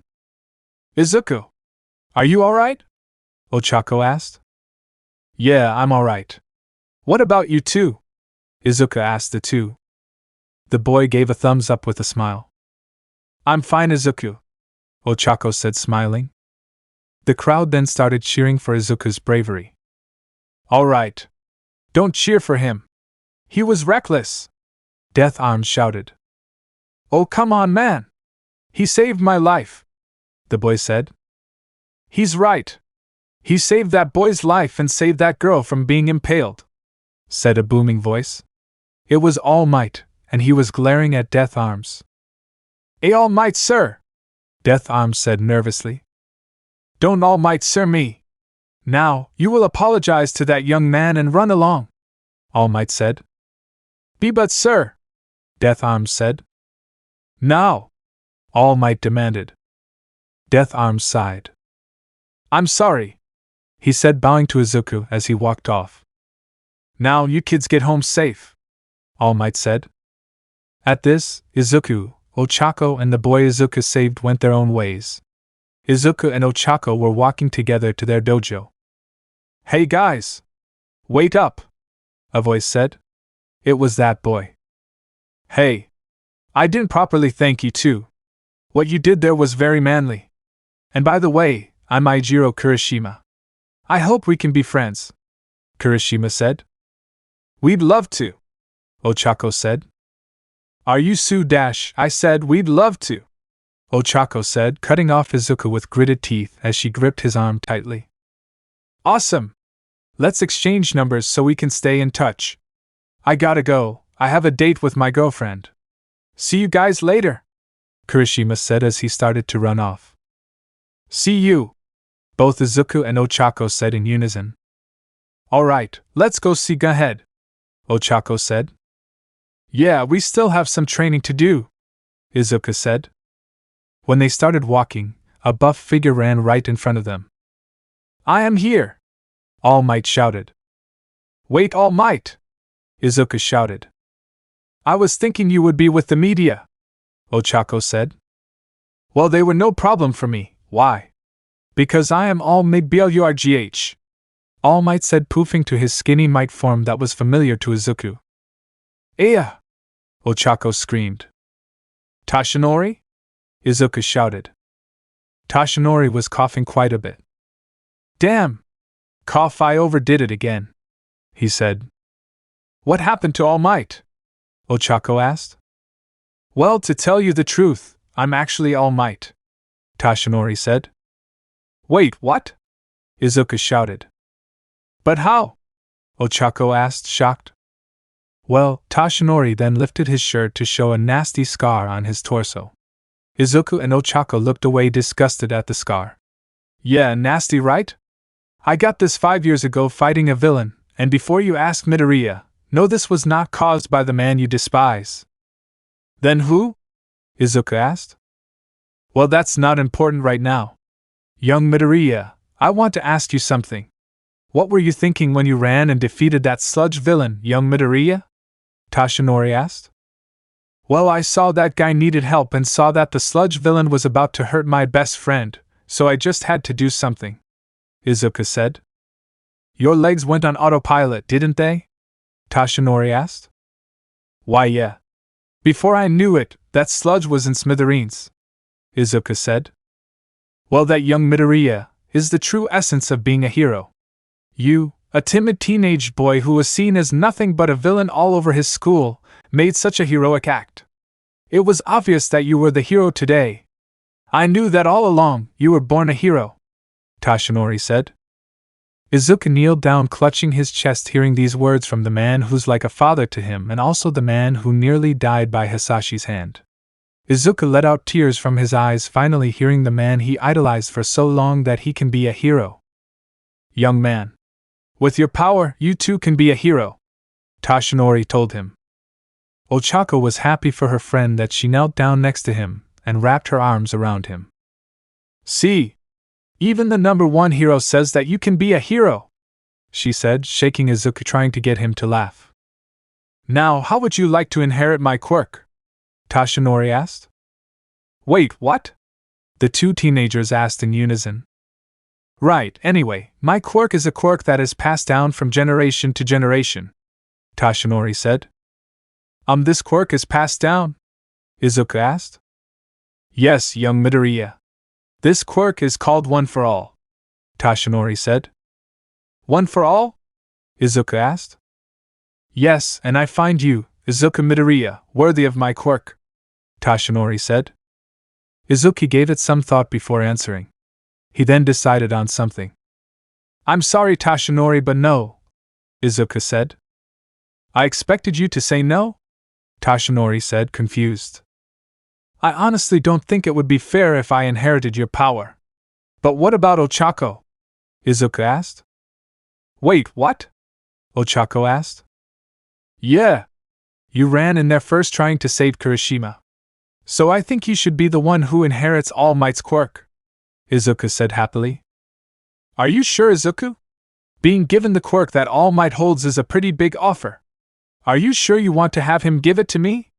Ochako asked. Positive, Izuku said. Besides, even with you being quirkless, you never gave up on your dream and worked extra hard.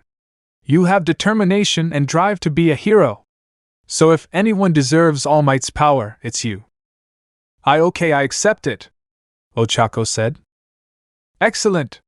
Both of you will meet me at Dagoba Beach tomorrow morning. And please don't tell anyone about this, Toshinori said. Don't worry, our lips are sealed, Right, Izuku? Ochako asked. Yeah, lips sealed about it, Izuku said. Good. I expect you two to keep this secret under lock and key, Toshinori said. The next day, Izuku and Ochako arrived at Dagoba Beach. The beach had piles upon piles of trash.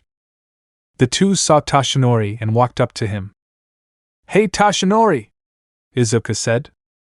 You two arrived earlier than I expected. Anyway, you're probably wondering why I brought you here, correct? Toshinori asked. The two nodded their heads. Well, for the next 10 months, you two will be cleaning this beach for training. To inherit One for All, you'll need to have a strong enough body or your limbs will blow clean off you. Actually, Toshinori, Ochako's actually pretty strong right now. You know she's been training with me and Gunhead since we were 8, right? Izuku asked. Oh right, heh. I forgot that she was Gunhead's goddaughter, so it makes sense she'd already be strong enough, Toshinori said. Well, I'd still like to train you two here, but anyway. Toshinori then went into his Almight form and plucked a piece of hair off his head. Eat this. The two looked blankly at Almight. What? They said in unison. To inherit One for All, you need to digest my DNA so I can pass it on, Almight said. Good thing I brought my water bottle with me, Ochako said, running to her bag and taking her water bottle. She took All Might's hair and plopped it in her mouth and quickly took a drink. How are you feeling, Ochako? Izuku asked. Well, besides the taste of a crap load of hair conditioner that's been thankfully watered down, I don't really feel anything, Ochako said. Yeah, it'll take a minute for it to kick in, All Might said. In the meantime, you two brought some workout clothes with you, right? He asked. Yeah, there's a changing area, right? Ochako asked.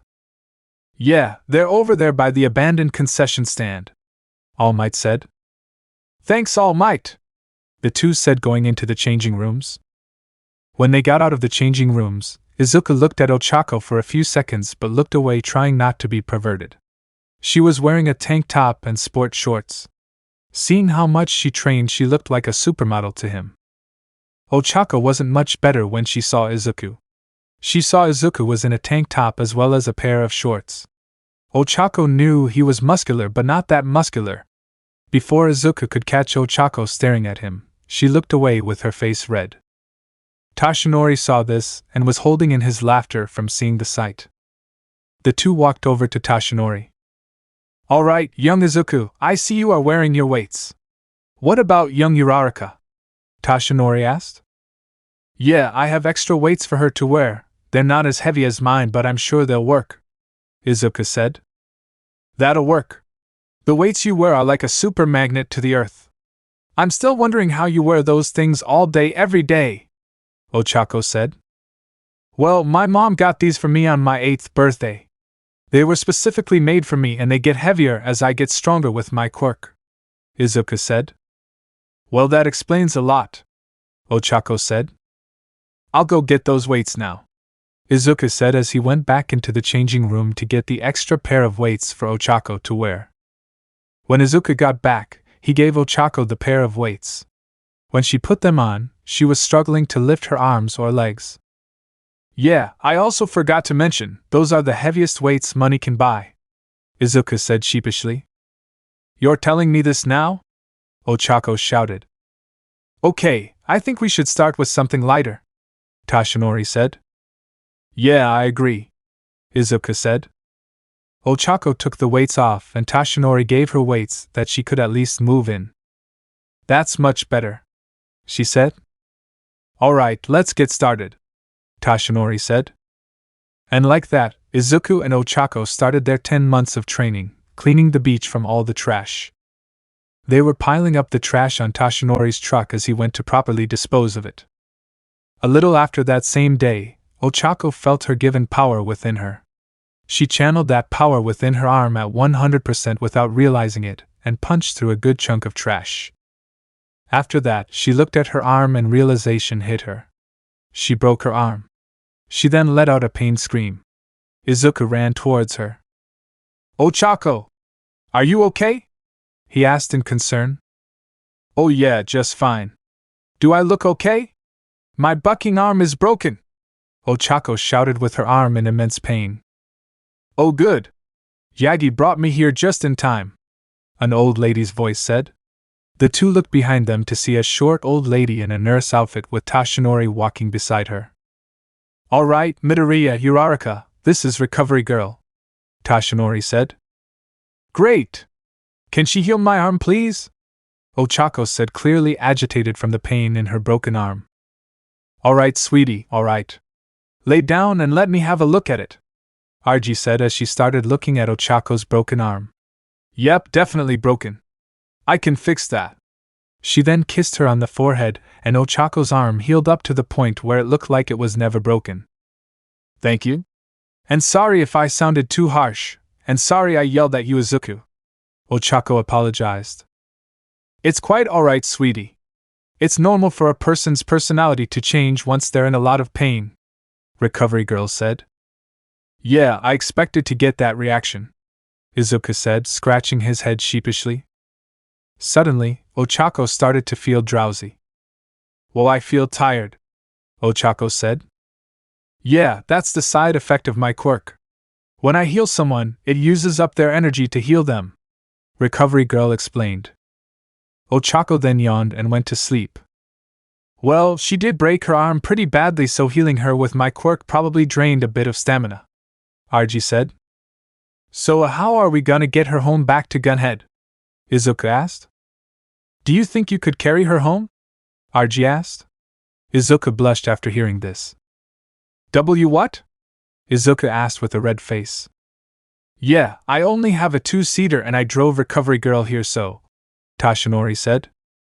Oh, okay, well I guess I could, Izuku said. He then picked up Ochako bridal style as she was dead asleep. Well, I guess I'll see you two tomorrow, Izuku said as he carried Ochako home.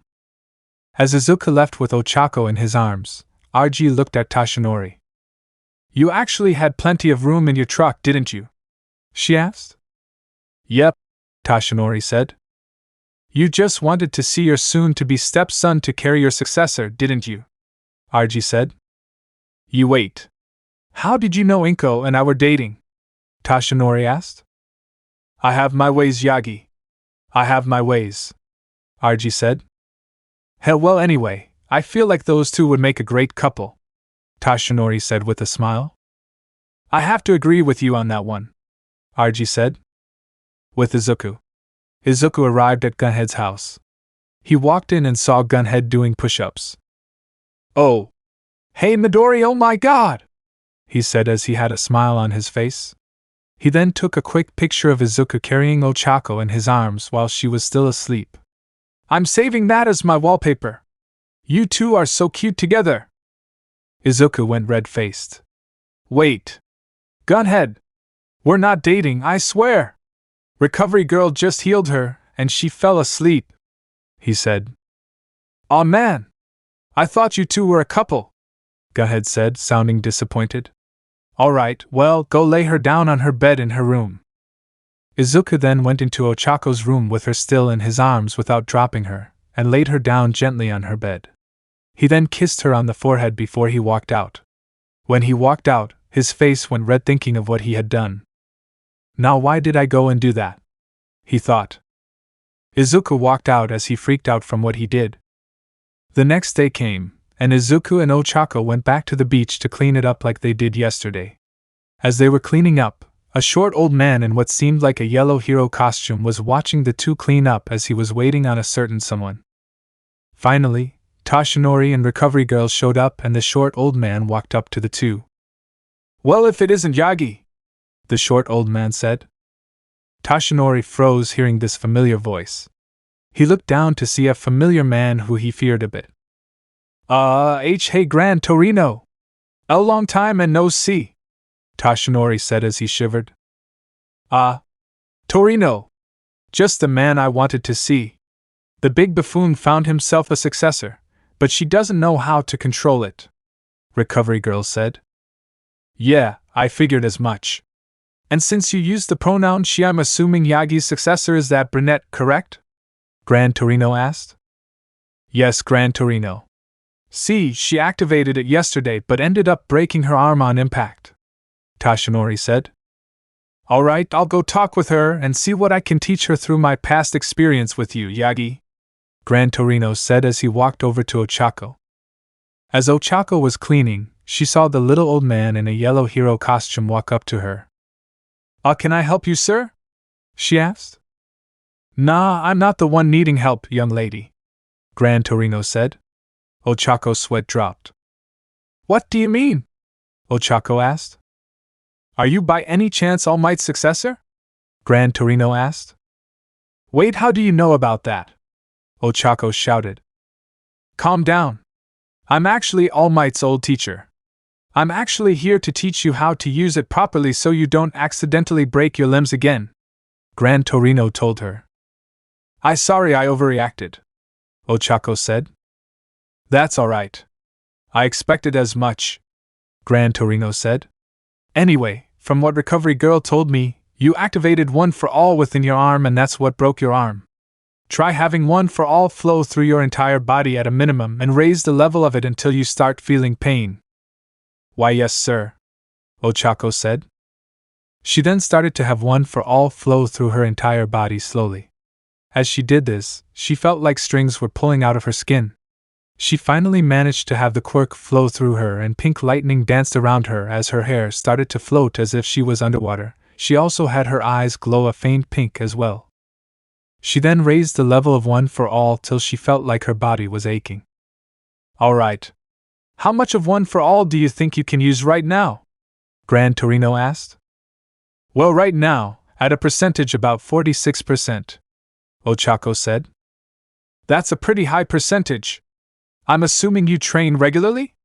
Gran Torino asked her. Yes, sir. I train with my friend Izuku on a regular basis, Ochako said. Suddenly, a certain green-haired Saiyan boy zoomed towards Ochako, scaring the piss out of Gran Torino. Holy shit! He shouted. Oh. Sorry, sir, I didn't mean to scare you, Izuku apologized. It's quite alright, young man. Where did you come from? Gran Torino asked. I came from the other side of the beach, Izuku said. Oh, well, alright then, GT said. Also, I felt Ochako's power rising and thought I'd check it out, Izuku said. How did you? Never mind, I won't question it, GT said.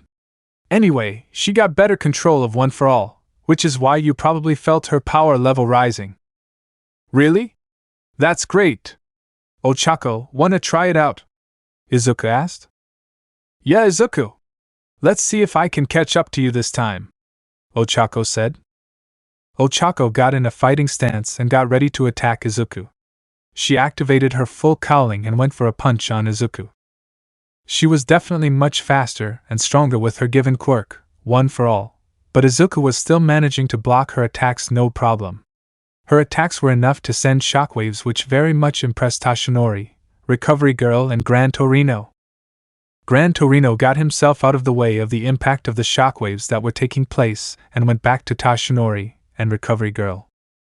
You know, if you hadn't told me which one was your successor, I probably wouldn't know which one was the successor, he said. Yeah, I agree. I'm so glad he's not like Hisashi, Toshinori said. Why would he be like that villain who beat you to a bloody pulp? Recovery Girl asked. Well, young Midoriya is actually his son by blood, Toshinori said. You're kidding, Recovery Girl said in surprise. Well, it doesn't matter if he's related to him or not. As long as he's not like him, then that's all that matters, Gran Torino said. Agreed, both Toshinori and Recovery Girl said. Later on, Toshinori was called in for a meeting at UA. Seeing that the year for high school was starting, the principal wanted to talk to the teachers about something important about a certain student. Everyone had finally arrived for the meeting. Why did you call us here for Nizu? Aizawa asked. I called you all here to talk about a certain student, the bear mouse principal said. What student are we talking about, Nizu, sir? Toshinori asked. You all have heard about that villain Hisashi, correct? Nizu asked. Everyone nodded. Well, as only a couple of you know, he has a son, His name is Izuku Midoriya, and rest assured he's nothing like his father. He really isn't. I trained him myself for 4 years after he got his quirk, Aizawa said. That kid has the face of someone who couldn't hurt a fly but can fight better than most dojo masters, President Mike said. And he was only 6 years old. What is this kid's quirk anyway? If he's really that strong, then we could definitely have him in our heroes' society, Vlad King said.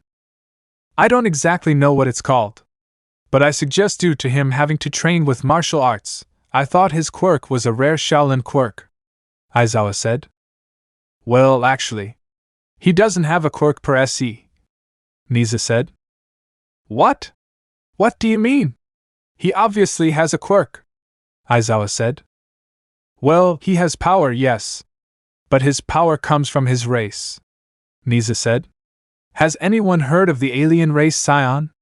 Nisa asked. Everyone shook their heads no. Well, the Saiyan race is a race of elite warriors who surpass their limits every time they fight. They have the potential to have the power to destroy a planet, and even a solar system with a finger. After what Nisa said, everyone was shocked. That explains why he's a training addict, Aizawa said. Yes. Saiyans yearn to get stronger. Young Midoriya is half Saiyan, half human. There are times when Saiyans could also get stronger through strong emotions. Since Midoriya is half Saiyan, he actually has the potential to be even stronger than the full-blooded Saiyans, Nisa said. I can't tell if that's amazing or terrifying, Vlad King said. I'd have to agree. But Midoriya wants to be a hero, so I suggest you all treat him like any other student here. Understand? Nisa asked. All the teachers nodded yes. Good. You are all dismissed. Back with Izuku and Ochako. 5 months have passed, and the two have cleaned up all the beach.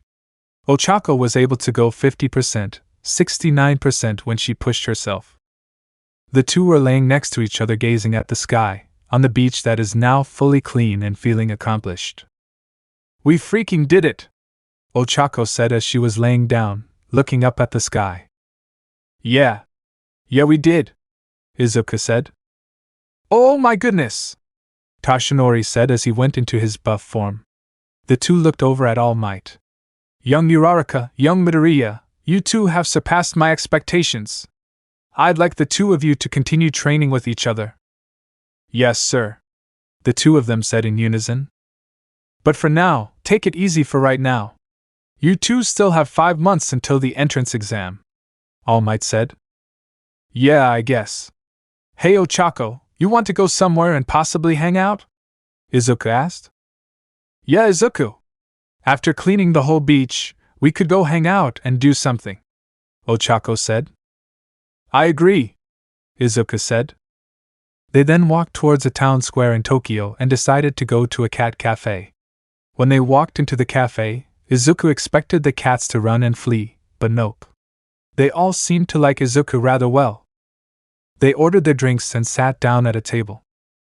Hey Mina! It's the two who saved me from that sludge villain! A familiar voice said. It was their friend Kirishima with a pink-skinned girl. Wait, really? Said the pink girl who Kirishima called Mina. The two got up from their table and ran up to Izuku and Ochako's table. Oh! Hey! We recognize that laid down black hair from anywhere. How have you been, Kirishima? And who's this? Ochako asked. I've been doing pretty good, and this is my girlfriend Mina Eshido. We've been dating for a few months now, Kirishima said. Yeah. By the way, I'd like to thank you two for saving my boyfriend, Mina told the two. Well, it was mostly Izuku here. I was just attempting to save him, Ochako said. Well, I mean the sludge was about to hurt you, so I had to do something or both of your lives would have been on the line, Izuku said, twiddling his thumbs. Wait, are you two a couple? Mina asked. The two friends' faces went red. Heh, no, we're just friends. We've been friends since we were 8 years old, Ochako said. Yeah, just friends, heh, Izuku said. Aw, dang it. I thought I had a new ship from my ship book, Mina said. Of course, you shipped me with Cammy. although I was asking her how to ask you out," Kirishima said. "Is that why she squealed when you whispered in her ear?" Mina asked. "Yeah, she actually shipped me with you," Kirishima said. "Yeah, me and her hung out a lot. I even asked her if she liked you and she went red-faced. Then she asked me the same thing and I may have done the same thing. We are still the best of friends, even though we'll be going to separate schools for the hero course," Mina said. "Wait, you two are going to the hero course?" Izuku asked. "Yeah, man. We're going to try out for UA, and I can only assume that you'll be going there as well with your crazy powerful quirk," Kirishima said in enthusiasm. "Yeah. Ochako and I are planning to take the hero course at UA and become the best heroes we can be," Izuku said. "Hell yeah, man! We'll make one hell of a group," Kirishima said, not realizing he was yelling as he hardened his arms, clashing them together. "Aijiro, you're shouting, people are staring at you," Mina whispered. "With that kind of attitude, you'll be a great hero. I like your enthusiasm," said an old man with rectangle glasses. "Heh, thanks random guy," Kirishima said sheepishly. The four teenagers' drinks came and they decided to leave after paying, taking their drinks with them. As they were walking and chatting, a tall man approached the four and looked like he needed serious skincare. "Excuse me, can I have a word with your friend who has a tail?" the man asked. "Yeah, but we'll be right behind him in case you do something funny," Kirishima said. "I promise, I won't do anything," the man said. Ochako, Kirishima and Mina all backed up. "So what do you need?" Izuku asked. "You and I are alike. Being neglected by your peers and being seen as nothing but a villain. I'm just glad I have a family member who I can look up to," the man said. He then hugged Izuku. "How've you been, cousin Izuku?" "Wait, Tenko?" Izuku asked. The man named Tenko then took his hood off. "The one and only," Tenko said with a smile. "I haven't seen you since Aizawa took me to Guhead to train," Izuku said. "Yeah. From what Aizawa told me, you really tired him out to the point he couldn't handle the fierce training you put yourself through," Tenko said. "Well, yeah, I guess I really did become a problem child." "Heh," Izuku said. "Hey! What's going on?" Kirishima asked as Mina and Ochako followed behind. "Oh, nothing much, just a family reunion between cousins," Tenko said. "Anyway, after I graduated, I happened to be an underground hero like Aizawa." "That's so cool," Izuku said. "What's your quirk?" Mina asked. "Well, my quirk is called Decay.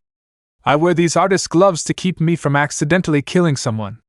I want to use my quirk to help and not destroy.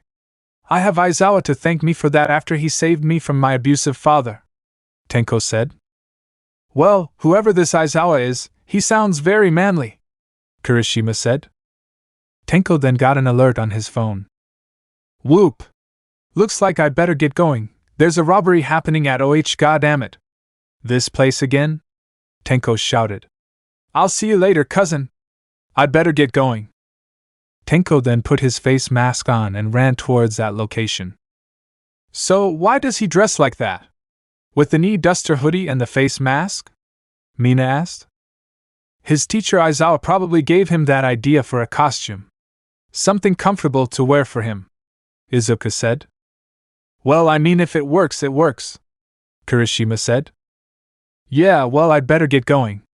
It's getting late," Izuku said. "Yeah, I agree. We should get going or I'll never hear the end of it," Ochako said. "All right. We'll see each other at the entrance exam at UA," Kirishima said. "Yeah. We'll definitely see each other," Mina said. "Yeah," Izuku and Ochako said in unison. After that, they went their separate ways with Izuku walking Ochako home then heading home himself. "Oh, and by the way, this is the story of how I became the multiverse's greatest hero." Chapter 4, Beginning of UA. 5 more months had passed and Ochako had control over 60% of One for All, while Izuku had more control over his energy blasts, as well as having stronger attacks with his tail, as well as strong physical attacks as well. Izuku and Ochako were walking through the gates of UA.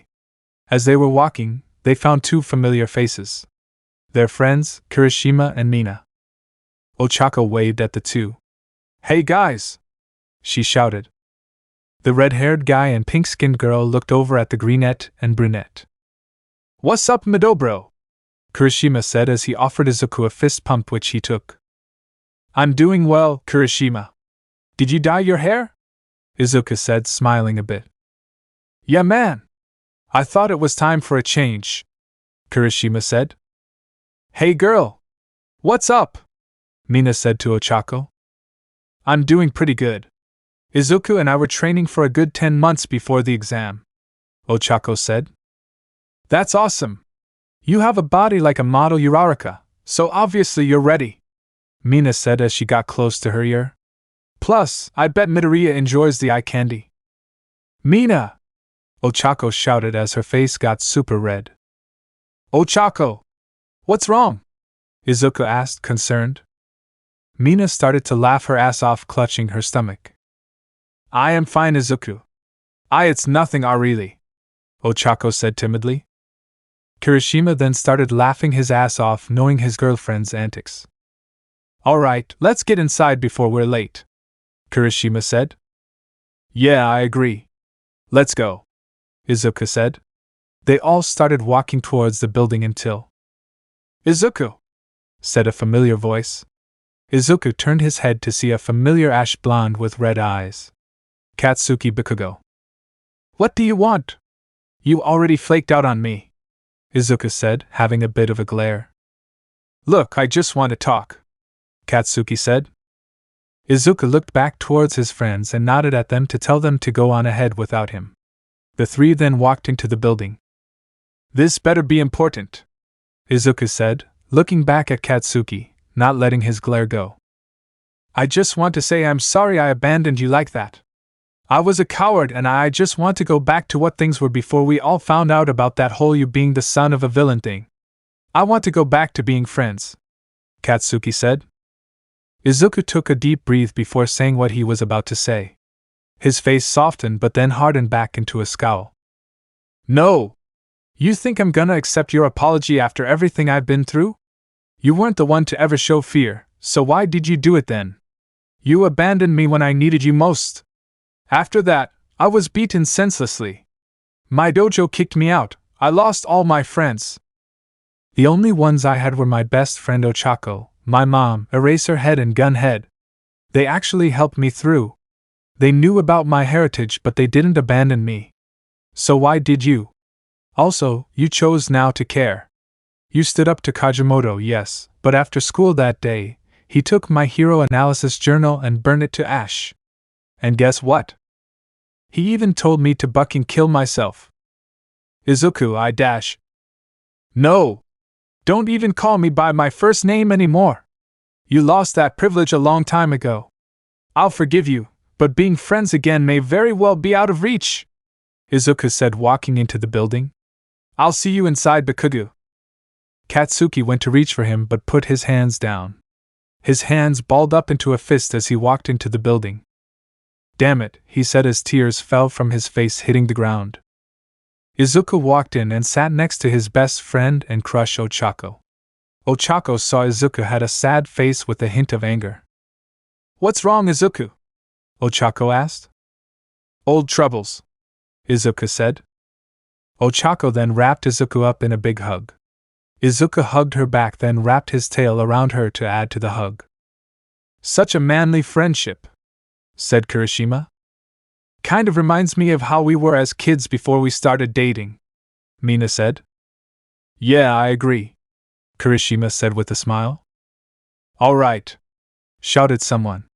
It was Present Mike. Welcome, first years, to the UA entrance exam. Can I get a hee-eye? Present Mike shouted. Nobody obliged. Ahem, tough crowd, he said. Izuku started going into his usual muttering storm. Izuku! Izuku! Ochako whispered as she nudged Izuku, trying to get him out of his muttering trance.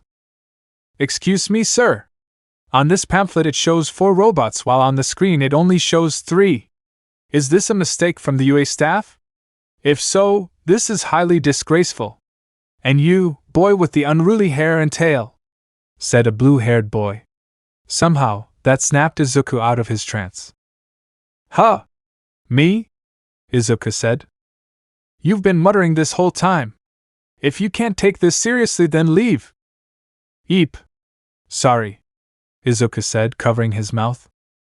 After the blue-haired boy with glasses said this, it managed to piss off Ochako rather greatly. Hey! Buck off!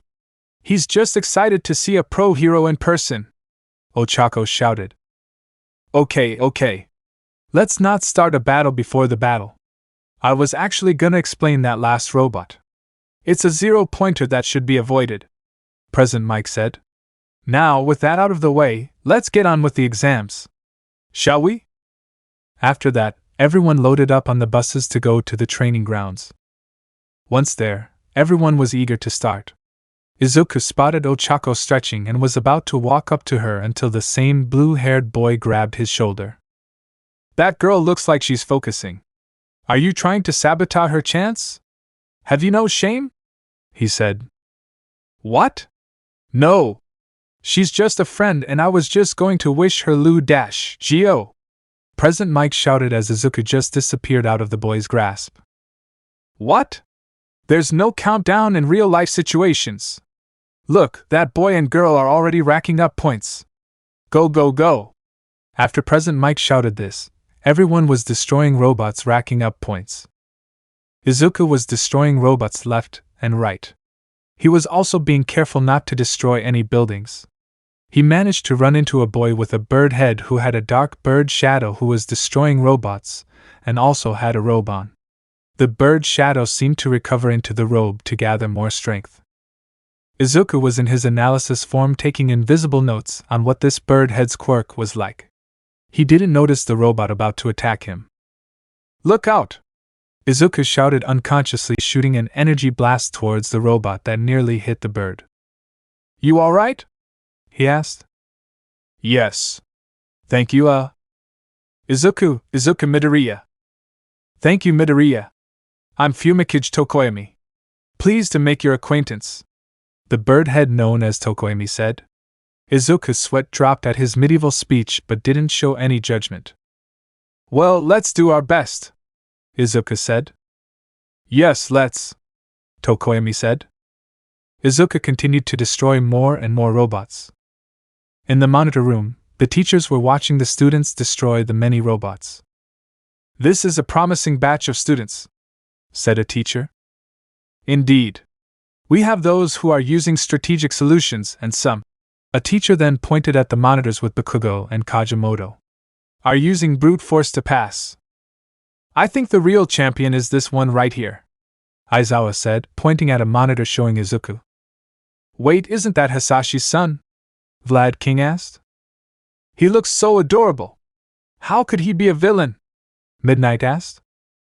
He has incredible power, yes. But the real test starts now, Nisa said, pushing a red button. Back in the fields, a giant behemoth of a robot appeared. Izuku stood there looking up at the monstrous robot towering a skyscraper. That looks like an overkill. I'll just avoid it and gather more points, Izuku said. He was about to run off but then heard a yelp in pain. He turned around to see his friend Ochako stuck underneath rubble. Izuku then jumped high in the sky as he was glowing green with his eyes glowing yellow, getting close to its head and charging up a super move towards the robot. Summer heat! He shouted as a green sunlight beam shot out from his hand and destroyed the top part of the robot completely. He then levitated back down on the ground and got the rubble off of Ochako and carried her in his arms bridal style, causing her to blush at the contact. Are you okay, Ochako? Izuku asked, breathing heavily from the amount of energy he used. Yeah, I'm okay. But it looks like you have an audience, Ochako said as she pointed at the applauding crowd that Izuku hadn't noticed. This guy is incredible, said a contestant. He completely destroyed that thing. Hold it, said someone, catching everyone's attention. It was Teshi, the idiot who has the power of a nuke. Don't applaud this villain! He's the offspring of the villain Hisashi, he shouted. Silence yourself, nukehead. Unlike you, he saved a life from near death, said Tokoyami as he showed himself from an alleyway. Save it, bird breath. All I'm saying is the truth, Teshi shouted. Hey! My friend isn't a villain, you ass! Kirishima shouted in anger. You wouldn't want to be friends with him when you find out who his father is, Teshi shouted back. Oh, I know who his father is. But that doesn't make Midoriya himself a villain, knowing damn well he despises him, Kirishima shouted, getting angrier. Oh please! I bet he even helped create Cell in his perfect form, Teshi said. Izuku did no such thing, Ochako shouted in Izuku's arms in anger. Time's up, President Mike shouted. Now that's out of the way, time to slaughter the hard head, then take that round-faced chick as my hitch, Kajimoto said. Bring it on, Kirishima said, hardening himself. All right everyone, all right. Calm down. Who's injured? Recovery Girl said, walking through the junk pile of the training grounds. Recovery Girl. Ochako had some rubble fall on her, and I think her leg might be broken, Izuku said. All right, lay her down and let me take a look at her, and we might have to have you do the same thing as last time, Recovery Girl said with a smirk. Wait, what did you do last time? Ochako asked. Oh, Toshinori and I had Midoriya carry you home to Gunheads, Arji said. Hey! Let me carry her, Teshi said, pushing Izuku aside. She probably wouldn't want this villain to carry her anyway. Actually, good sir. Midoriya and Uraraka knew each other for a while and are very close friends. He's carrying her home and that's final, Recovery Girl said, glaring at Teshi. Listen here, you old hag. I'm gonna be the one to carry her and save her from that villain spawn, Teshi said. No. You're not. And it looks like it'll stay that way since he's already gone with her healed, Arji said with a smirk. Teshi looked around to see Izuku and Ochako nowhere to be found. Why you? Teshi said as he tried to punch Recovery Girl with her catching his fist rather easily. You know I can heal injuries but cause injuries just as well, and you better hope you have a lot of points because I'll make sure you'll lose 100 of them, Arji said rather angrily. Teshi was fuming with rage and throwing a tantrum. This is bullshit, he shouted. If you're not careful, I'll make you lose 200 points, Recovery Girl said, as she held her glare. Teshi was red with anger but then stormed off. Serves you right for not respecting your elders, Recovery Girl said with a smirk. In the monitor room, all the teachers watched Recovery Girl just handle the nuclear boy easily. And that's why I don't like seeing her mad, Almight said to all the other teachers. With Izuku and Ochako. Izuku was carrying a half-asleep Ochako. She rested her head on his chest as she was being carried. Izuku, of course, blushed at her actions. Hey! Midobro! Wake up! Said a familiar spiky red-haired boy. Hey Kirishima! Izuku said. Mina, who stood next to Kirishima, saw Izuku carrying Ochako bridal style.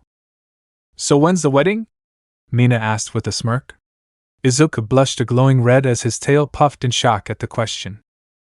What? It's not like that. I'm carrying her because of Recovery Girl's quirk, Izuku said, panicking. Kirishima and Ishido started laughing at Izuku trying to deny his obvious crush on Ochako. We're not here to judge, bro. But you seriously need to stop trying to deny it, Kirishima said. Yeah. You are so obvious, Mina said. Izuku started to blush even more. Am I really that obvious? Izuku asked. Yes, Mina and Kirishima said in unison. Izuku was glad Ochako was asleep so she couldn't hear this conversation that embarrassed Izuku to no end. I doubt she likes me back, Izuku said. Why, man? If anything, I bet she's head over heels for you. And why wouldn't she be? You're possibly the manliest man on the face of the earth, Kirishima said, putting a hand on Izuku's shoulder. Well, I thank you, Kirishima. I'd better get going, Izuku said. He then walked off with Ochako still in his arms. We're getting those two together, Mina said. Agreed, Kirishima said. Finally, Izuku brought Ochako home. He got his keys out that were given to him by Gunhead and unlocked the door to his house, making sure to not drop Ochako. He went inside and brought Ochako to her room. He laid her down gently and was about to walk out. But then, something grabbed his tail. He looked behind him and saw that Ochako grabbed his tail in her sleep. Seeing there's no way out of this, seeing she'll just grab his tail again, he just decided to lay right next to Ochako to see if she was gonna just cradle his tail. Boy, was he wrong. When he laid down, Ochako wrapped her arms fully around his neck and wrapped her legs around him as well, cuddling him like a body pillow. Izuku's face went beet red as he was mentally freaking out. Izuku then passed out from freaking out so much, he started thinking this was a dream. Alright, you two, time to try. Oh my god! Gunhead said. He then took a picture and sent it to Inko. He then walked out to have the two sleep. After a while, both Izuku and Ochako woke up cuddling each other, having their noses touched each other. In unison, the two went red-faced at this. They were silent at first until Ochako decided to ask the first question. Izuku, why were you in bed with me? She asked. Why you kind of grabbed my tail and pulled me in bed and Izuku said, explaining himself with a red face. Sorry. It's fine, Izuku, it's not like we haven't slept with each other in the past, as children, Ochako said. True, it just caught me by surprise is all, Izuku said. Yeah, I didn't know I was a grabby sleeper, Ochako said as she chuckled along with Izuku. I'd better get going. My mom is probably worried sick about me, Izuku said. Yeah, I know how your mom gets when you're away for so long. Of course, you could say you were at Gunhead's, which wouldn't be a lie, Ochako said. You're right, well, I gotta get going. Bye, Ochako, Izuku said, waving goodbye. Bye, Izuku, Ochako said, waving back. In reality, Ochako wanted to stay in that cuddling position. It made her feel safe.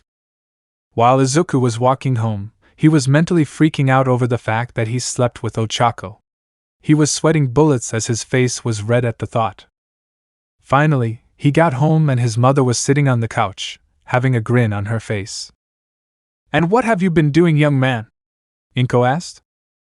I was at Gunhead's, Izuku said. What were you doing at Gunhead's? Inko asked.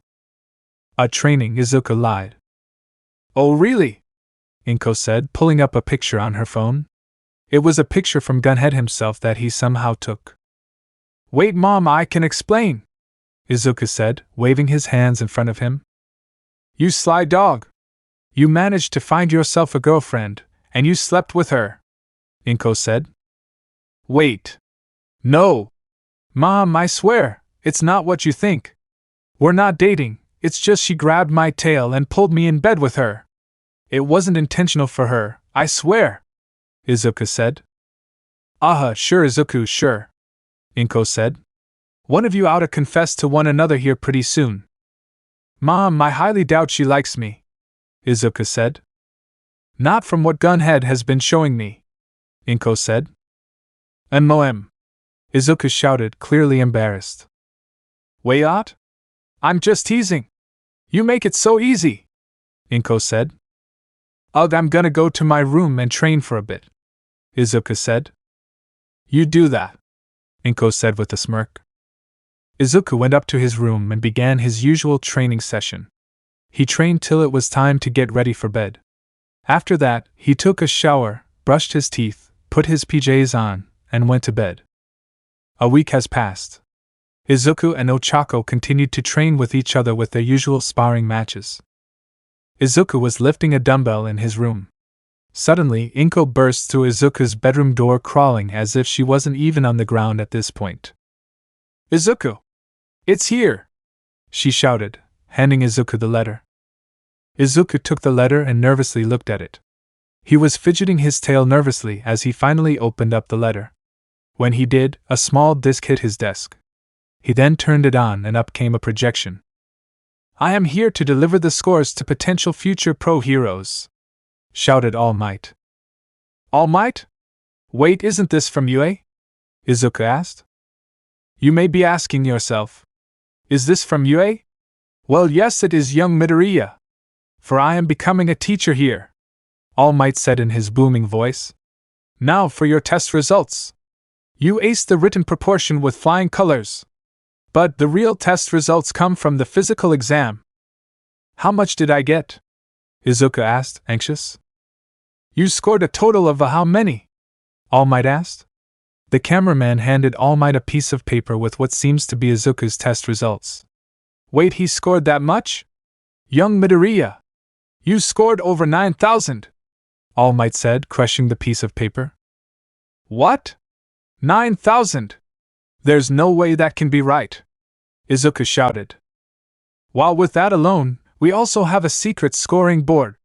You see, young Midoriya, with your heroic actions when saving young Uraraka, you inspired many to be just like you, giving you a total of 9,100 points, Almight said. So we welcome you, young Midoriya, to your Hero Academia. At this, the projector turned itself off. Izuku felt happy. He got into his dream school. He walked out of his room where Inko was waiting for him. He then flashed a smile at her. Inko was happy as can be and had tears welling up in her eyes. She hugged Izuku tightly while crying a geyser of tears. Oh, my baby! You're going to be a hero! Inko shouted. Yes, I am, Mom, and once I do, I'll make sure to put my power to good use, Izuku said with a determined look. Oh, my baby boy!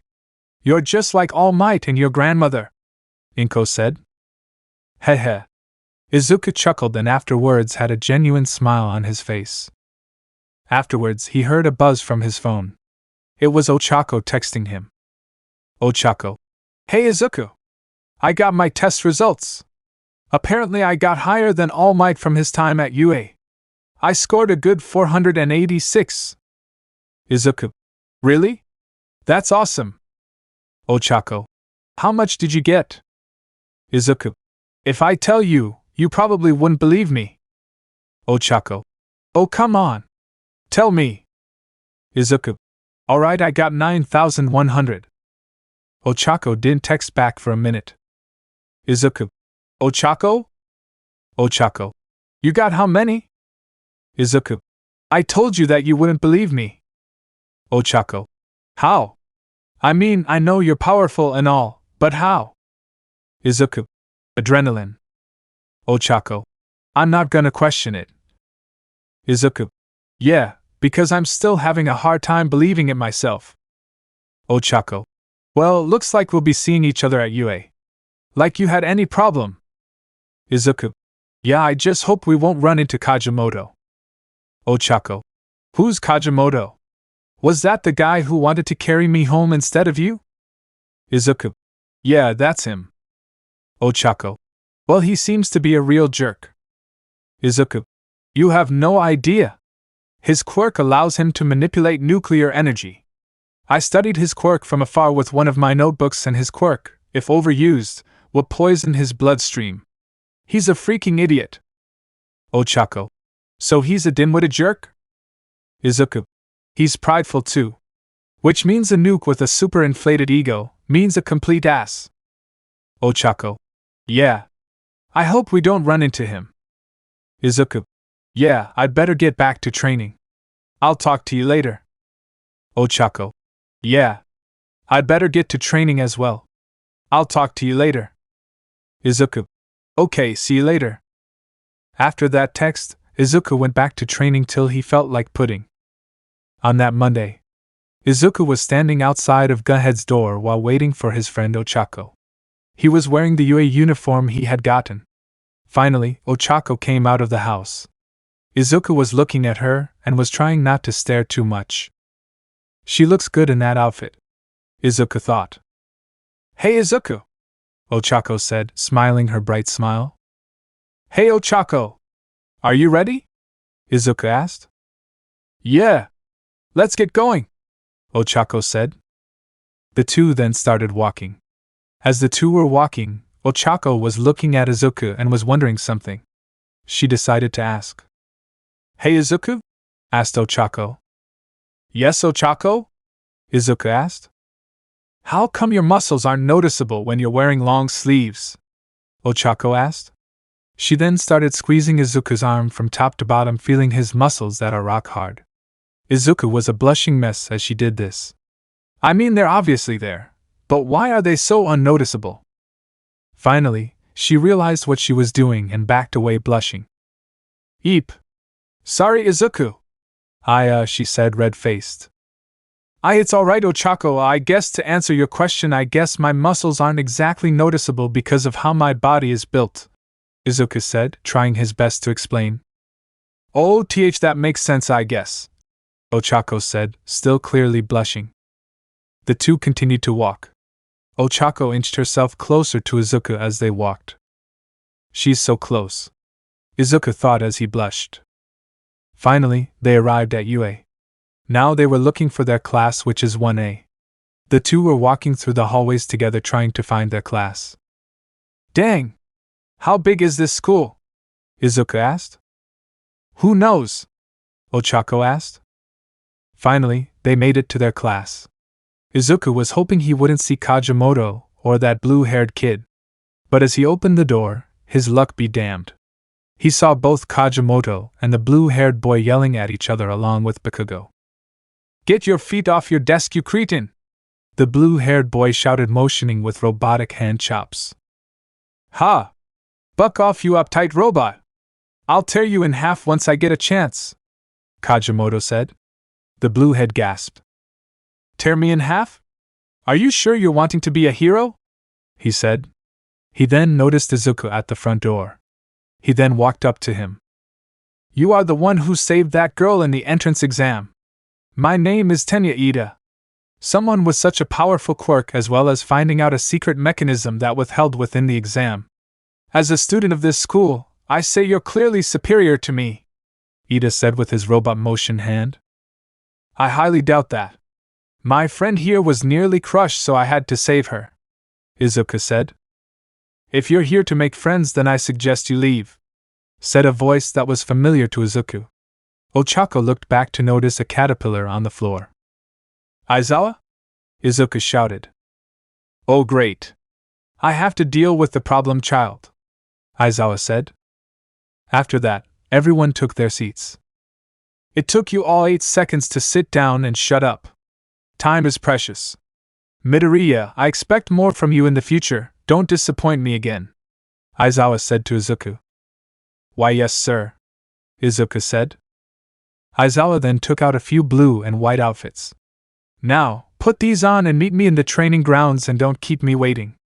You have 5 minutes, he said as he walked out. Izuku was the first to jump out of his seat and rush towards the locker room past Aizawa. Everyone looked in shock at Izuku's speed, with Teshi being the exception. Well, what are you waiting for? Christmas? Go get changed, Aizawa said. At this, everyone got a gym uniform, went to their respective locker rooms and went out to the training fields where Izuku was already out towards. This is the last time you beat me, you useless Deku, Teshi shouted. You, shut your damn mouth or get the hell out, Aizawa said angrily. It took you all 4 minutes and 29 seconds to get here. You surpassed my changing time, but now we'll be doing the same sports events you did in middle school but with your quirks. He then looked at Izuku. Midoriya, since you clearly got the highest score in the entrance exam, why don't you come up here and throw this ball and use that glowing green form you have? Why yes sir, Izuku said as Aizawa threw him the ball. He went to the circle and channeled his power. He was glowing green with his hair flowing. He reeled his arm back and shot the ball into the sky. The ball was out of sight. Everyone was in awe at what just happened. Izuku powered down at this. Now, if you're wondering, I'm the one who trained this kid to awaken his quirk. Not to play favorites or anything, but I don't think any of you will be as strong as Midoriya, Aizawa said bluntly. So you're the one who trained this villain? Teshi shouted in anger. I don't see a villain here, but I do see someone who'll be expelled if he doesn't shut the buck up, Aizawa said, glaring at Teshi. Teshi clicked his tongue and started mumbling angrily. By the way, Midoriya, you hit the moon on Mars and had it collide with Mars. This looks like a lot of fun. Let me go next, Mina shouted, at which Izuku's face palmed, knowing how Aizawa would react. Fun? If you think this is fun, then how about this? The one who ends up in last place will be expelled, Aizawa said. Expelled on the first day? How's that fair? An invisible girl protested. Fair? Do you think villain attacks are fair, or natural disasters? Here's a good one. Do you think someone is being treated like a villain just because his family member is one? Do you think that's fair? Aizawa said as he looked at Teshi with angry eyes. The world is full of unfairness. These tests are to make sure that you give it your all and go beyond, plus ultra. After this, the training had started. First was the meter dash. Izuku and Teshi were up against each other on this one. Teshi may be strong, but speed is not his strong suit. Izuku beat Teshi in 0.1 seconds, with Teshi crossing at a good 10 seconds. Teshi was pissed at this. Next was Ochako versus Bakugo. Ochako herself was fast. She wasn't as fast as Izuku, but with the help of One for All, she managed to beat Bakugo at 1.6 seconds while Bakugo crossed the line at 3 seconds. Next was the grip test. Izuku managed to break the machine by complete accident, which made Aizawa pinch the bridge of his nose. Ochako got second while Teshi got third. A student with multiple arms got fourth. Next, the long jump. Izuku flew out of campus and had the machine call an error. Teshi jumped as high as he could with his nuclear form he had. Ochako was showing off and also had the machine call an error. Everyone else had a normal score on this one. Next, the sidesteps. Izuku was sidestepping faster than the eye could see. Ochako managed to have a good score, while a midget with grapes for hair managed to use his quirk to sidestep quite well. Bakugo was using his explosions to sidestep. Teshi was not doing well on this with his weight. Next, the ball throw. Alright. Uraraka, you're up, Aizawa said as he threw the ball at her. Ochako went up to the circle, channeled her quirk to 60% and threw the ball as far as she could. Everyone saw the ball go out of sight. Aizawa then showed the score on the radar. Over 9,000! How's that possible? A blonde with a black strike shouted. Don't act so shocked. Anyway, Kajimoto, you're up, Aizawa said. Finally! Kajimoto shouted. He went up to the circle after catching the ball Aizawa tossed at him. Teshi then reeled his arm, coated in atomic energy formed in his arm. When he went to throw the ball, the atoms around his arm disappeared and the ball only went a few meters. He then felt something wrap around him. What the? Teshi shouted. He was pulled by Aizawa, who had activated his quirk on him. Aizawa brought Teshi towards him, and he grabbed Teshi by the collar of his shirt. With the history I read about you, I don't know how you got into this school, let alone my class. You tortured a kid who has the potential to destroy our world with just the tip of his finger, and treated him like a villain. I also saw how you tried to punch Recovery Girl.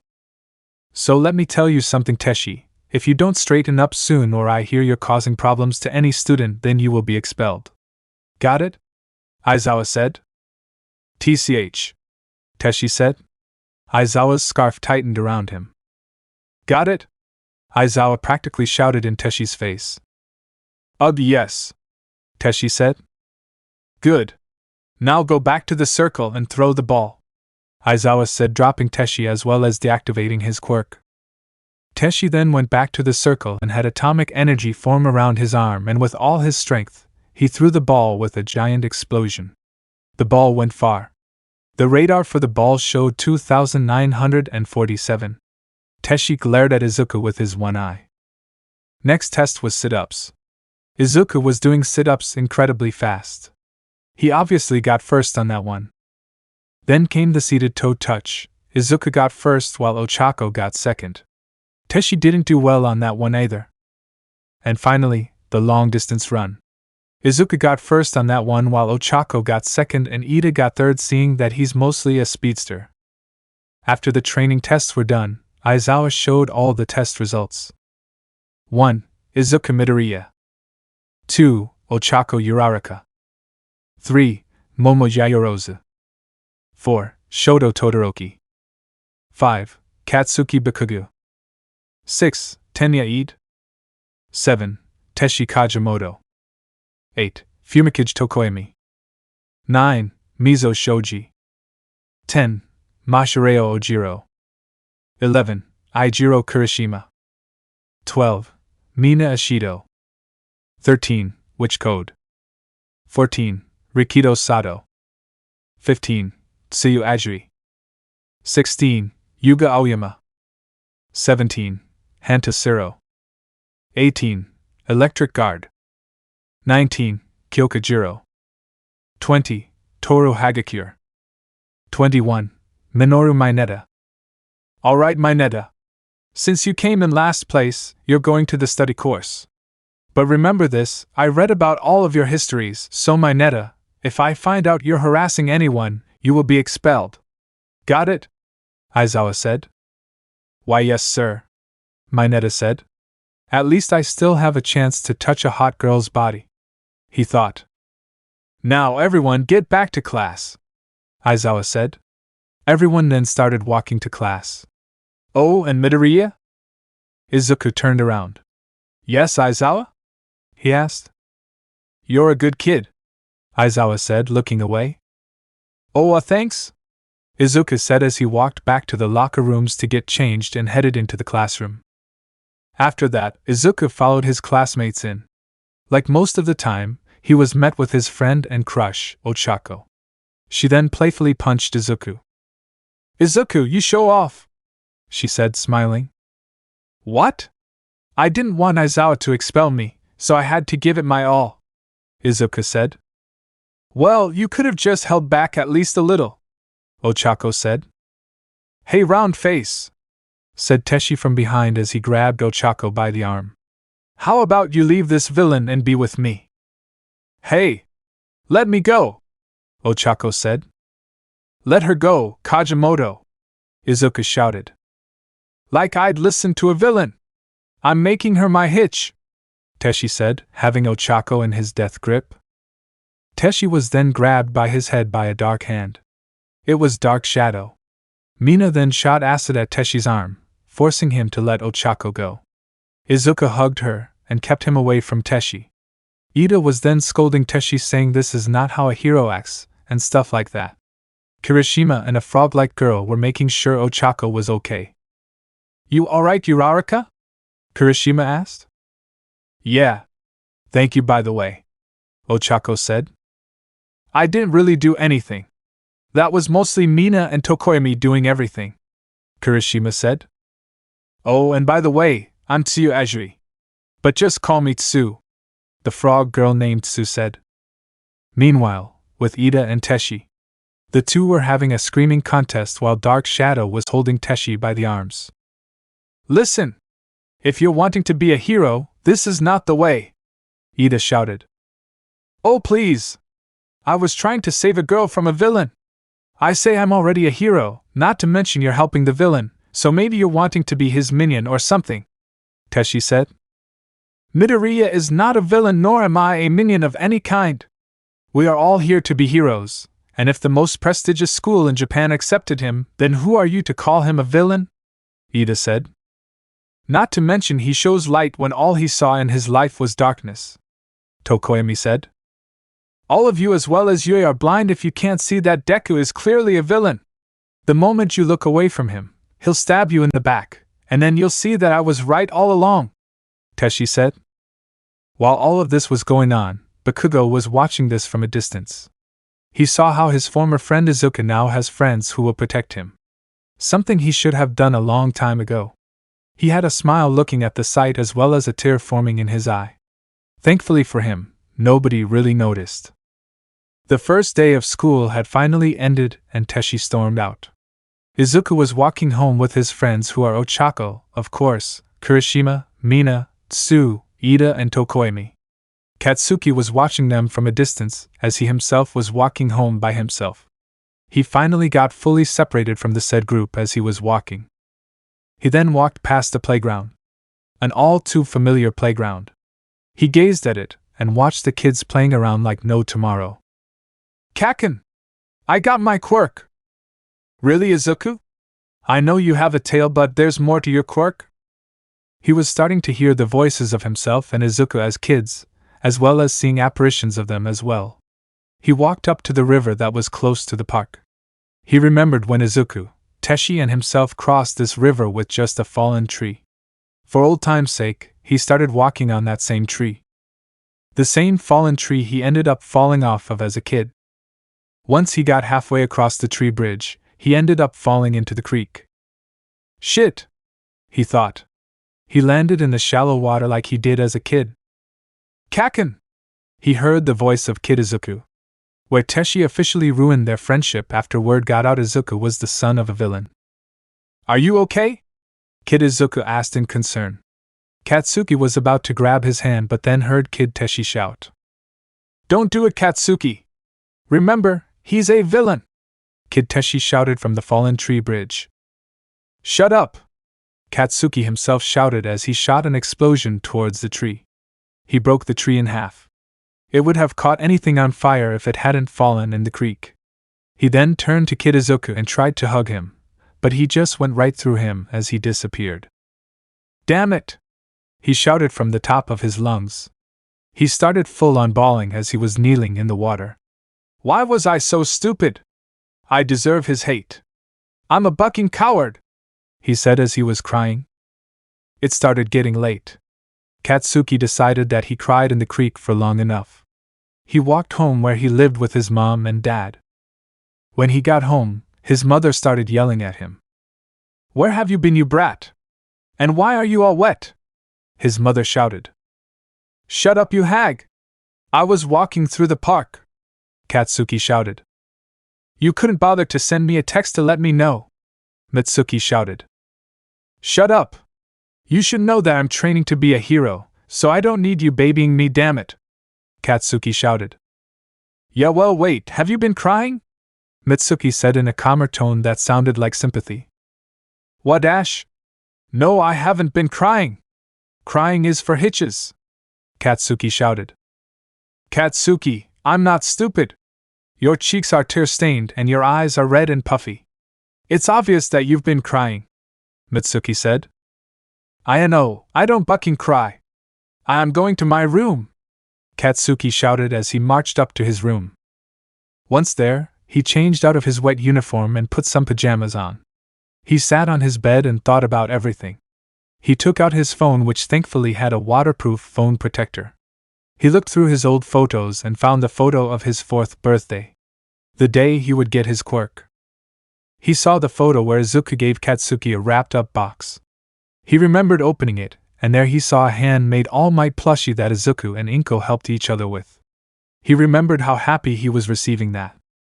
It also came with a hand-made plushie of both Izuku and Katsuki himself in their hero costume that they thought of for each other.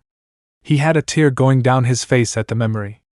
He went up to a cabinet, and there lay the 3 plushies. He picked the Almight plushie up and looked at the back and saw it was signed to Kaken. He let out a silent sob seeing this. He put the plushie back and walked back to his bed. He got his phone out and decided to text his girlfriend. Katsuki. Hey Kami. You up? Kami. Yeah, Katsubi. What's up? Katsuki. I just want to talk with you. I just feel a little bit off. Kami. What's wrong, Katsubi? Katsuki. Well, I had a friend. When we were kids, a rumor went around that was actually true. The rumor was that my friend was the son of a villain. Even if he wasn't like him in any way other than blood, I was a coward. Kami. What do you mean, Katsuki? Katsuki. After the rumors were confirmed, I was scared. Scared of my own best friend. He was bullied since that day and I did nothing about it because I was too much of a coward. I tried to apologize to him, and he basically told me to buck off. Can't say I blame him. I only wish I could go back in time and kick myself as well as his bully. Kami. Katsuki, I know you're upset with yourself, but why don't you try to make it up to him? I'm sure he'll come around. He can't hold a grudge on you forever. Katsuki. I guess I can try that. I'm just glad you don't think of me any different. Kami. Of course not, Katsubi. I'm actually glad you shared your emotions with me. It makes me feel like you trust me. Katsuki. Oh, shut up. Kami. And then there's the old you. Katsuki. My ego aside, I'm glad I have someone like you. Kami. This is why I love you, Katsubi. You may seem like a guy who's always angry, but I know for a fact you actually care. Katsuki. Yeah, whatever. I love you too. Kami. Hey! Don't make me come over there and cuddle you! Katsuki. Don't threaten me with a good time, winky face. Kami. I'm on my way, Katsubi, winky face. After that, Katsuki turned his phone off and laid down. He was going to take Kami's advice on making it up to Izuku. He was gonna make it up to him, even if it killed him. Chapter 5, Battle Training. Izuku woke up getting ready for the next day of UA. He ate breakfast and brushed his teeth and tried to tame his wild hair, but every time he tried to brush it, the brush broke. After he got ready and had his tie on wrong again, he was about to walk out the door until Inko stopped him. Izuku, said Inko as Izuku was about to walk out. Yes, Mom? Izuku asked. I want to give you something. I tried to copy the style you wanted in your journal full of heroes. I know it's not a lot, but Inko said as she took out a green tracksuit with what looks like a bunny hood. I'm so glad you decided to follow your dream of being a hero. You have proven so many times that you were nothing like your father, and I'm so proud of you. Izuku took the green jumpsuit and smiled. Thanks, Mom. It's perfect, he said, giving his mother a kiss on the forehead. I gotta go now. I love you, Mom. I love you too, sweetie, and be careful, Inko said. Izuku walked out of the apartment, and out of the apartment complex where Ochako was waiting for him. Hey, Izuku, Ochako said. Oh, hey, Ochako, Izuku said as he wagged his tail, showing that he's happy to see her. You ready? I see you have your costume already. By the way, Izuku, I have a question, Ochako said. What is it, Ochako? Izuku asked. Why did Kajimoto call you Deku? Ochako asked. Izuku looked down in sadness at this. Well, he calls me that because it stands for Defenseless Izuku, or because it's short for Deku, he said. Oh, I'm sorry, Izuku, I didn't know, Ochako said. It's fine, Ochako, Izuku said. But you know what, I like Deku. It kinda sounds more like Dekairu, and I think it'll make a great hero name, Ochako said. Deku it is, said Midoriya. Ochako giggled at this.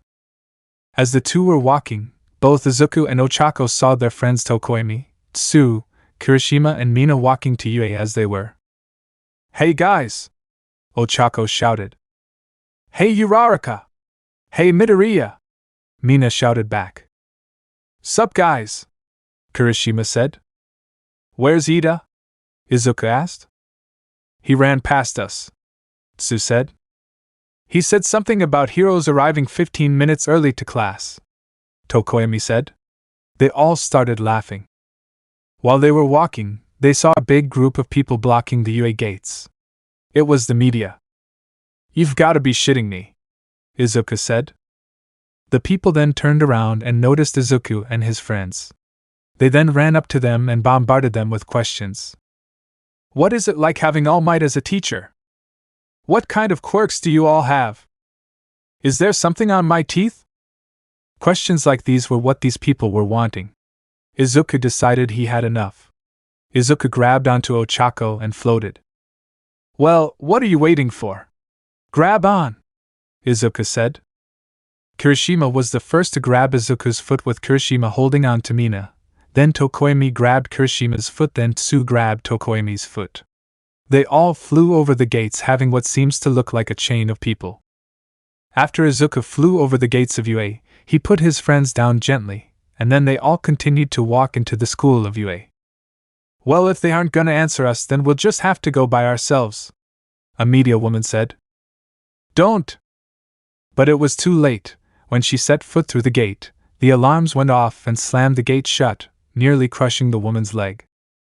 The group of friends laughed at the media's misfortune. They walked through the hallways of UA to once again try and find their classroom. Once they did, they went to their respective seats.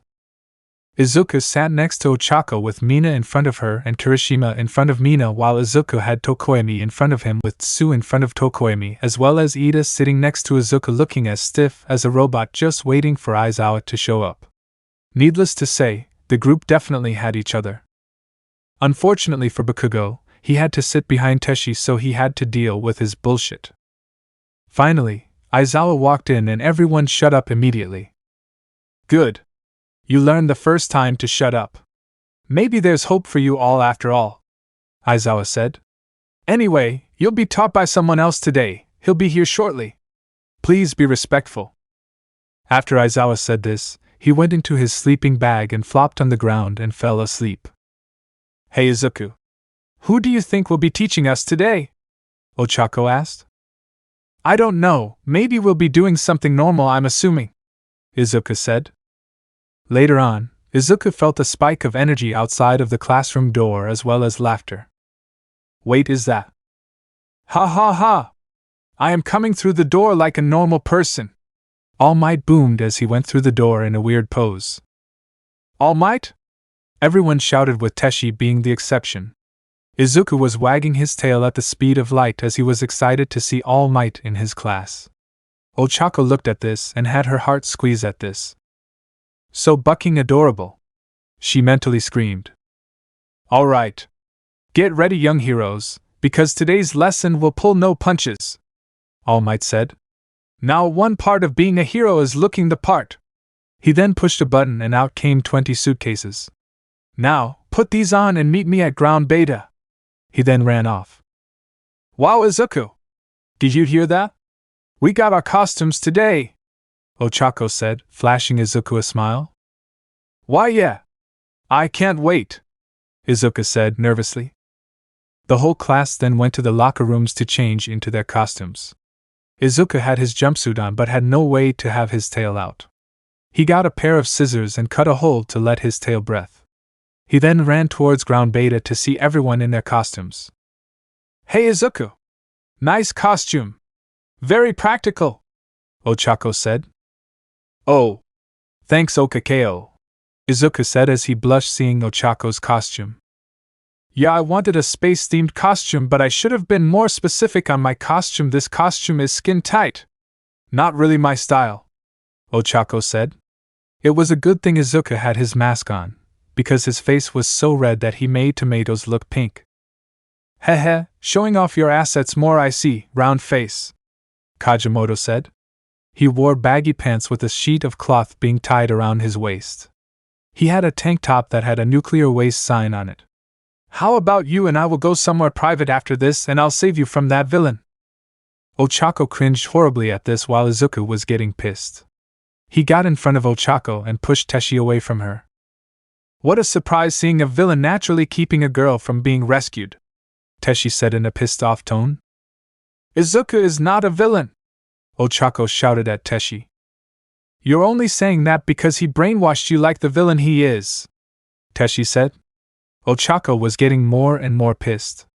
She walked up to Teshi and punched him in the gut using her quirk one for all and had him clench his stomach. Now shut your bucking mouth or the next punch will be where it matters, Ochako said, going back to Izuku as she clinged to his arm, making him blush. All Might saw this and was quite terrified. All right everyone, settle down. No need to start a fight before the training, he said. Teshi looked at Izuku and glared at him. You listen here, Deku. If we're on that battlefield against each other, KCH, he said, sliding his thumb across his neck. All right everyone. Here are your teams, All Might said as he showed all the teams. All Might then looked at Izuku and saw that his costume resembled him but having the color green. You're so obvious, All Might said as he chuckled. Izuku was with Ochako, and Teshi was with Tenya. Katsuki ended up with a guy named Shoto Todoroki. Well, would you look at that? We're a team, Izuku, Ochako said with her bubbly personality. Why yeah, Izuku said in his nervous state. All right everyone. The heroes of the first round will be these guys, All Might said as he held up a card with Izuku and Ochako's team on it. And the villains will be these guys, he said holding up the cards of Teshi and Tenya. Teshi looked at this and had an evil grin looking at Izuku. Izuku had a look of determination. He was going up against his childhood tormentor, and was gonna show him that he's no longer the scared child he once was. Kajimoto and Ida went into the area where the bomb was while Izuku and Ochako were waiting for the go's signal. Izuku came up with a plan for them to have a guaranteed win. Alright, Ochako. Since Kajimoto will most likely go after me, I want you to slip past him and go find Ida since he'll be the one to guard the weapon, Izuku said. Are you sure, Izuku? I don't want that guy to hurt you, Ochako said. Don't worry about me. I know exactly how to fight him, Izuku said. Ochako looked at him unsure at first but nodded afterwards, seeing that she knows damn well how powerful Izuku is. Heroes, enter! Almight shouted. The two went inside the building. Izuku was making sure to keep track of Kajimoto's energy. Meanwhile, with Kajimoto and Ida. Stay here! I'm fighting that villain head-on, Teshi said. Haven't you forgotten our roles? We're supposed to be the villains in this. Although I'm ashamed to take such a role, it's just training, Ida said. Shut up! We might be the villains for some exercise bullshit, but the real villain is that bastard with the tail, Kajimoto said. What has he ever done to you to make you think of him as a villain? He may be the son of a dangerous villain who is also dead, but he acts nothing like him, Ida said. That's because he's only trying to trick all of us, then BAM. He'll destroy everything when everyone trusts him. I'm going to kill him before that happens, Kajimoto said as he walked out of the room before Ida could say anything else. Back with Izuku and Ochako. Izuku felt a spike of energy barreling towards him and Ochako. He knew where it'd be coming from, so he got in front of Ochako in a protective manner and braced himself. Found you, you bastard! Kajimoto shouted as he summoned his nuclear energy and went for an attack on Izuku, with him catching the punch, causing an explosion from his arm which burnt the top right half of Izuku's hero costume along with his mask. Go, Ochako! I'll take care of him! Izuku shouted. Right, Ochako said back as she started to take a detour. Where do you think you're going, sweet cheeks? Kajimoto said as he tried to lunge at Ochako but had his hand grabbed by Izuku as he was pushed away while Ochako made her escape. Izuku went for a kick on Kajimoto's face, with it having a direct hit on the side of the face that didn't have an eye. You're really starting to piss me off, Deku, Kajimoto said in a dark tone. Good. Because I'm already pissed, Izuku said angrily. Kajimoto went for a punch to Izuku's face, but Izuku grabbed his hand and threw him over his shoulder. He then stood on Kajimoto's chest to keep him down. Let me tell you something, Kajimoto. I'm no longer that scared middle schooler you see me as, Izuku said as he charged up a ki blast towards his face. From now on, Deku is the name of a hero. Kajimoto was mad. Before Izuku could blast him to hell, he pushed Izuku's hand out of his face and pushed him off of him. He tried to grab Izuku's tail but nothing happened. What the? Teshi asked, confused. Oh yeah. I was working on that weakness. Now I can just do this, Izuku said as he snatched his tail out of his hands and started strangling Teshi with it. Once Teshi turned purple, Izuku slammed him into a wall. Teshi was holding his neck in pain. Ugh, I'm gonna kill you, Teshi said as he tried to lunge at Izuku. Izuku grabbed him and threw him over his shoulder again and started stomping on his chest till he coughed up blood. Young Midoriya! Stop! You're gonna kill him! All Might shouted through the intercom. Izuku came back to his senses and stopped what he was doing. The bottom of his foot was covered in blood as Teshi was unconscious and barely breathing. Izuku put the cuff around Teshi's wrist and used his foot to kick him hard through the window. Everyone in the watchroom saw what Izuku had done and was shocked, to say the least. They had witnessed their friend and classmate getting ready to kill someone. Teshi Kajimoto has been captured, All Might said. That was kind of brutal. Ribbit, Tsu said. I saw the darkness in his emotions, Tokoyami said. Bakugo only smirked at this. Saw that coming, he mumbled. With Ochako. Ochako had found Ida and was going to fight him head-on, knowing she has the strength to do so. "Ah, Uraraka. How nice of you to join me. Your heroic ways end here and now," Ida said in an overdramatic villain voice. Ochako was trying to hold in her laugh but failed. She decided to play along. "Ida! How could you turn to the villain side like this? I thought we were friends," Ochako said, also being overdramatic while laughing. "I had thought so, Uraraka. As if I'd be friends with some annoying goody two-shoes. Wahahoho!" Ida laughed, trying to be evil. He then tried to kick Ochako with her, catching his kick with ease. "Nice try, Ida," Ochako said as she threw Ida over her shoulders as hard as she could, with Ida going through the floor in an Ida-shaped hole. Ida was quite clearly knocked out. Izuku was watching from the entrance of the floor where the weapon was. He was rather impressed once again by Ochako. "Nice one, Ochako," Izuku said. "Thanks, Izuku," Ochako said. "Wanna do the honors?" Izuku asked. "Well, aren't you just a gentleman?" Ochako said with a smirk. Ochako then went up to the fake weapon and touched it. "Hero team wins," Almight said through the intercom. Everyone in the watchroom saw what went down and was in shock at this. "Wow," Tsu said. "These two mean business," Siro said. "They may look like they wouldn't hurt a fly, but one nearly killed the other while the other one got tossed over her shoulder like nothing," Mina said. Izuku and Ochako went back into the watchroom. Ida was bruised up pretty badly. As for Kajimoto, he was taken to Recovery Girl as soon as Izuku wrapped the cuffs around his arm and kicked him out of the building. Izuku had smashed Kajimoto's ribs and almost killed him. The duo went back into the watchroom. Izuku's costume was in tatters, showing off his bare muscles. Ochako tried to keep herself together, as she was looking the opposite direction of Izuku with her face as red as Kirishima's hair. "Hey, Ijiro! Look at Uraraka!" Mina whispered to her boyfriend. "She's really red," Ijiro said, concerned for Ochako until he found out why she was so red. "Oh, now I get why she's red. Does Midobro even know that he's impressing her right now?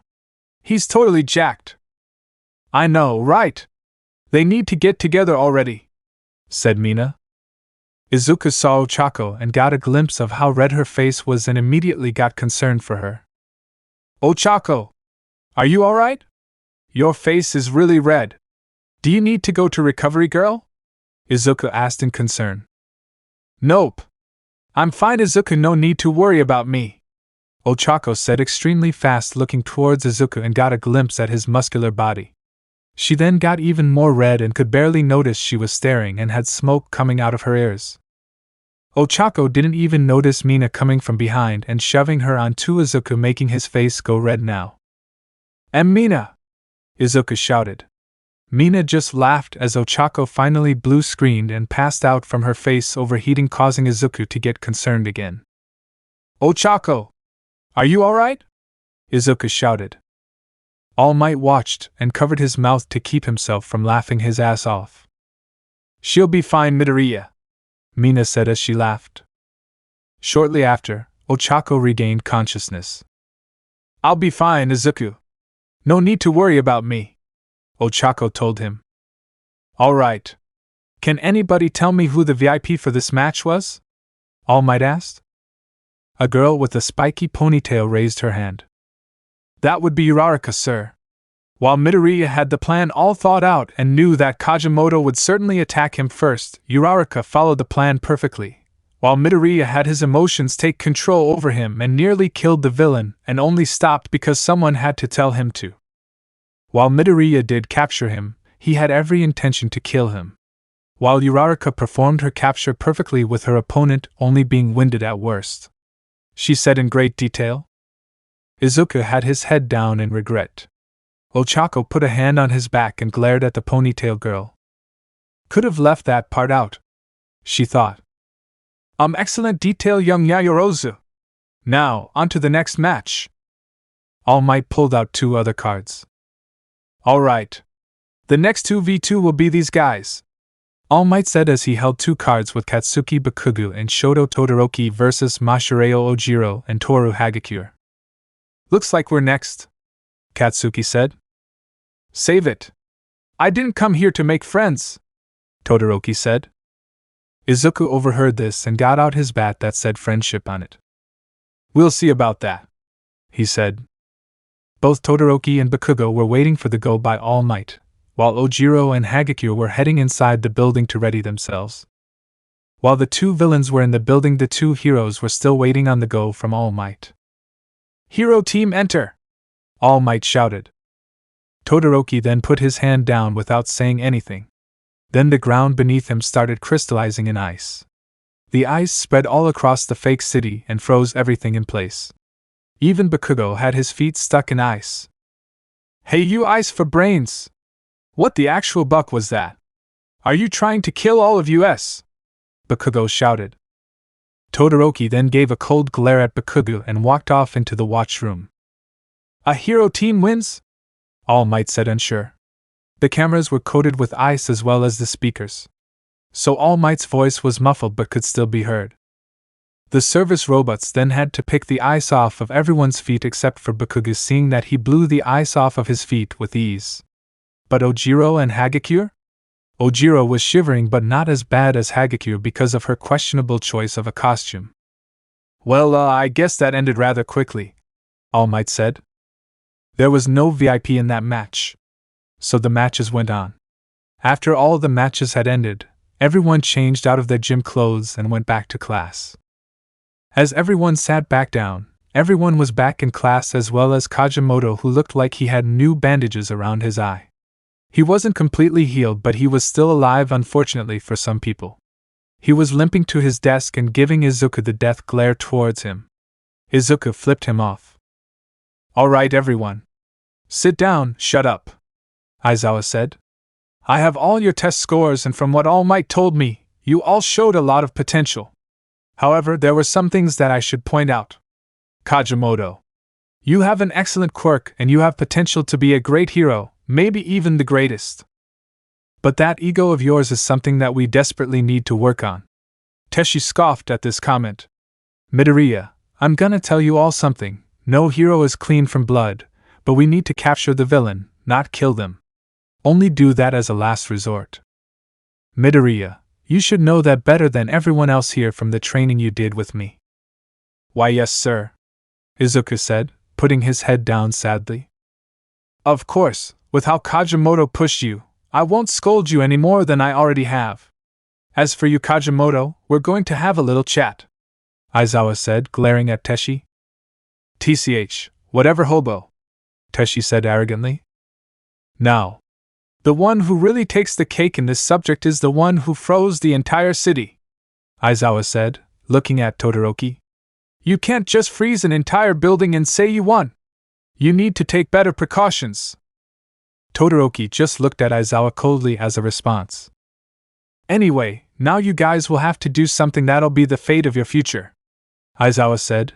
Everyone tensed up at this. You'll be choosing a class president. Yeah? Pick me, guys, Kaminari said. Not with your brains jamming way. Pick me, said a girl with earphone jacks. No way. Pick me, Kirishima said. You guys will totally want me for this, Mina said. How about we pick the strongest one here? Kajimoto shouted. You mean Midoriya? I mean, he did nearly kill you, Tsu said bluntly. Teshi stomped towards Tsu and grabbed her by the shirt collar. Since you're a frog, how about I burn you alive? He shouted. Ribbit, Tsu said, now terrified. The lights went out and the curtains closed, making the room as dark as can be. Something grabbed Teshi by the arm, making him drop Tsu. Teshi saw a pair of white glowing eyes staring back at him.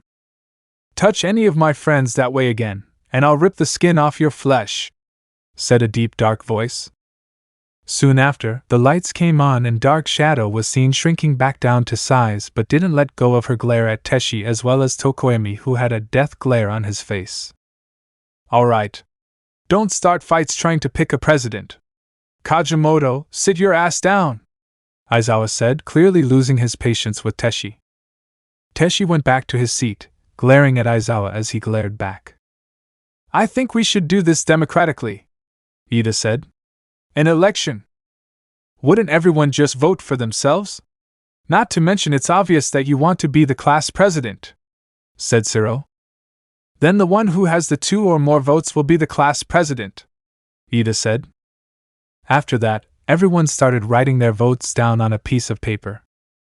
After all the votes were in, the results were written on the board. Izuku had 3 votes while Momo had 2. I got 3 votes? Izuku asked, surprised. All right. Who voted for him? Teshi shouted. What? Did you really think anyone would vote for you? Zero asked in a mocking tone. What was that tape for brains? Teshi shouted again. I didn't get a single vote, Ida said in defeat. Ochako was whistling innocently. Maybe I'll keep my vote to myself, she thought. Well, who voted for me? Momo asked. Todoroki then walked up to Momo. That would be me, Yaoyorozu. You have the smarts and skill to be the class president, he said, surprising everyone in the class. Mina was then writing in her ship book, mumbling like Izuku. Well, I did vote for Yaoyorozu as well. But honestly, I don't think I deserve the title for class president. I honestly think Ida should be the class president. He seems to have the attitude for the role, Izuku said. Well, if Midoriya says so, then I'll follow, Kaminari said. You're an idiot, but I do agree, Jiro said. All right. So Ida is the class president and Yaoyorozu is the vice class president, Aizawa said as he laid on the floor in his sleeping bag. Ida adjusted his glasses. I shall do my best, he said. I don't care who becomes class president, just let me sleep, said Aizawa as he closed his eyes and snoozed. The bell rang and everyone was heading to lunch. Izuku, Ochako, Kirishima, Mina, Ida, Tokoyami and Tsu walked towards the cafeteria all together. The group of 7 got their food from lunch rush and sat down at a table together. Izuku himself had himself a mountain of all different kinds of food. Are you really gonna eat all that, Midobro? Kirishima asked. Yeah. I'm pretty hungry, Izuku said. He then started scarfing down the food he had in front of him as the other 6 just watched him. How's your food budget at home? Mina asked. It's not too bad. My mom has a pretty good job, Izuku said as he continued eating. Where does your mom work? Kirishima asked in curiosity. She's self-employed, Izuku said.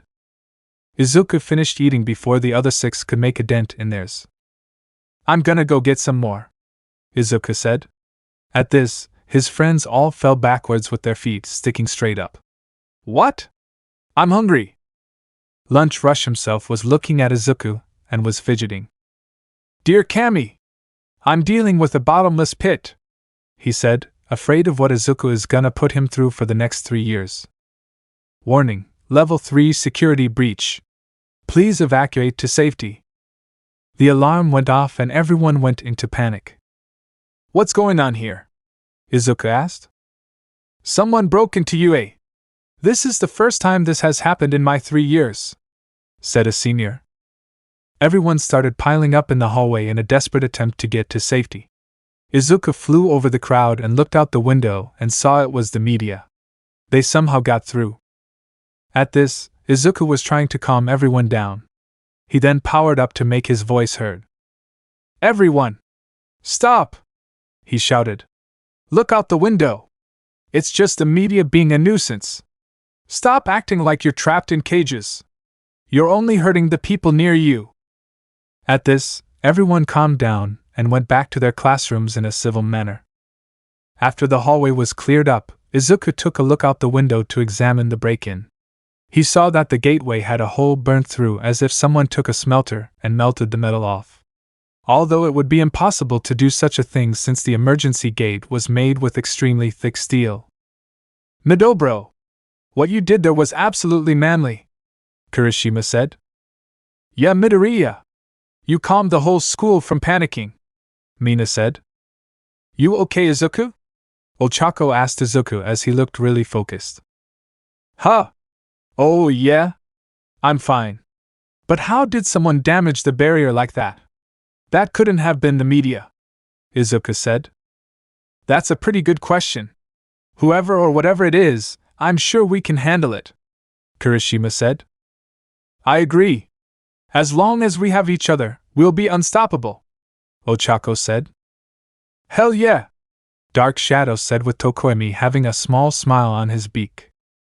As much as I like the enthusiasm, we should all head back to class before we're late, Ida said with his signature hand chops. I agree, Tsu said. At that, they went back to their classrooms. Later, in the classroom, Aizawa opened up his sleeping bag and crawled out as he stood up. All right.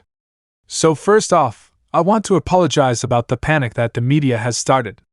We don't know how it happened, but somehow, someone burned a hole through our safety barrier we had and don't know who it was, Aizawa said. Maybe it was the villain of this class, said Teshi. We don't have a villain, Kajimoto. So shut the hell up. Anyway, second of all, I want to thank Midoriya for calming everyone down, Aizawa said. It was nothing, Izuku said sheepishly as he scratched the back of his head in embarrassment. Oh please! He's probably the one who burnt the whole of the barrier just so he could get everyone to believe he's something he's not, Teshi said. All of Izuku's friends glared at him as well as Aizawa. Teshi Kajimoto, I suggest you shut the buck up right now, or I swear I'll have you expelled right here, right now, Aizawa said in an angered tone. TCH. Kajimoto clicked his tongue with a tick mark on his forehead. Anyway. Class dismissed, Aizawa said. At that, everyone started walking out of the classroom. Kajimoto. A word, Aizawa said as he pulled an empty desk towards his teacher's desk. The last few of the students chuckled at this as they walked out of the classroom. Teshi sat down at the desk near Aizawa's. When the other students walked out, Aizawa spoke up. All right. What the hell do you have against Midoriya? Aizawa asked.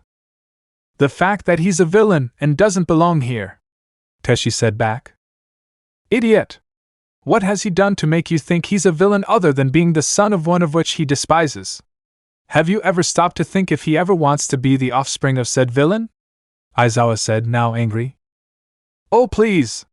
I bet he actually does want to be like that villain. He's just trying to manipulate everyone around him like his father once did, Teshi said. Kajimoto. As an underground hero, I've seen kids that are yours as well as Midoriya's age that turned into villains because society turned their backs on them because of their heritage or their quirks.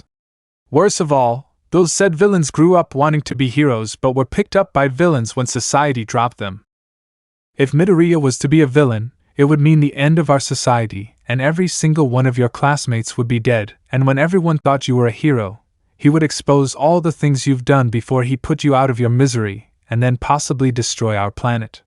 So I'm gonna give you this final warning. Lay off on Midoriya or you'll never be in another hero course again, Aizawa said. TCH.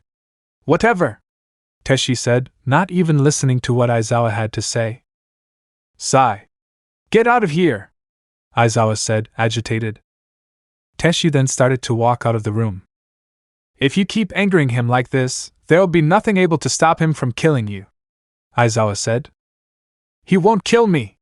He's training to be a hero, Teshi said arrogantly. He just might, Kajimoto. He just might, Aizawa said.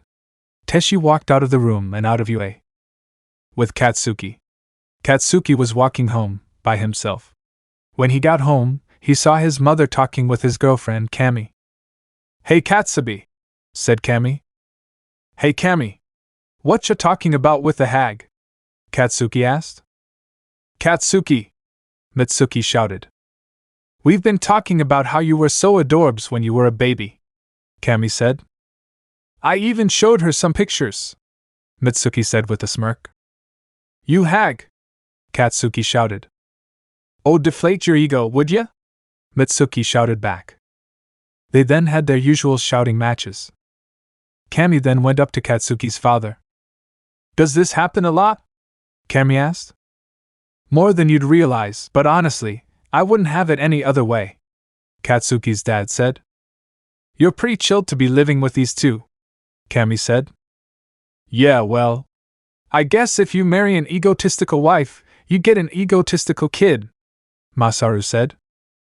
I love him either way.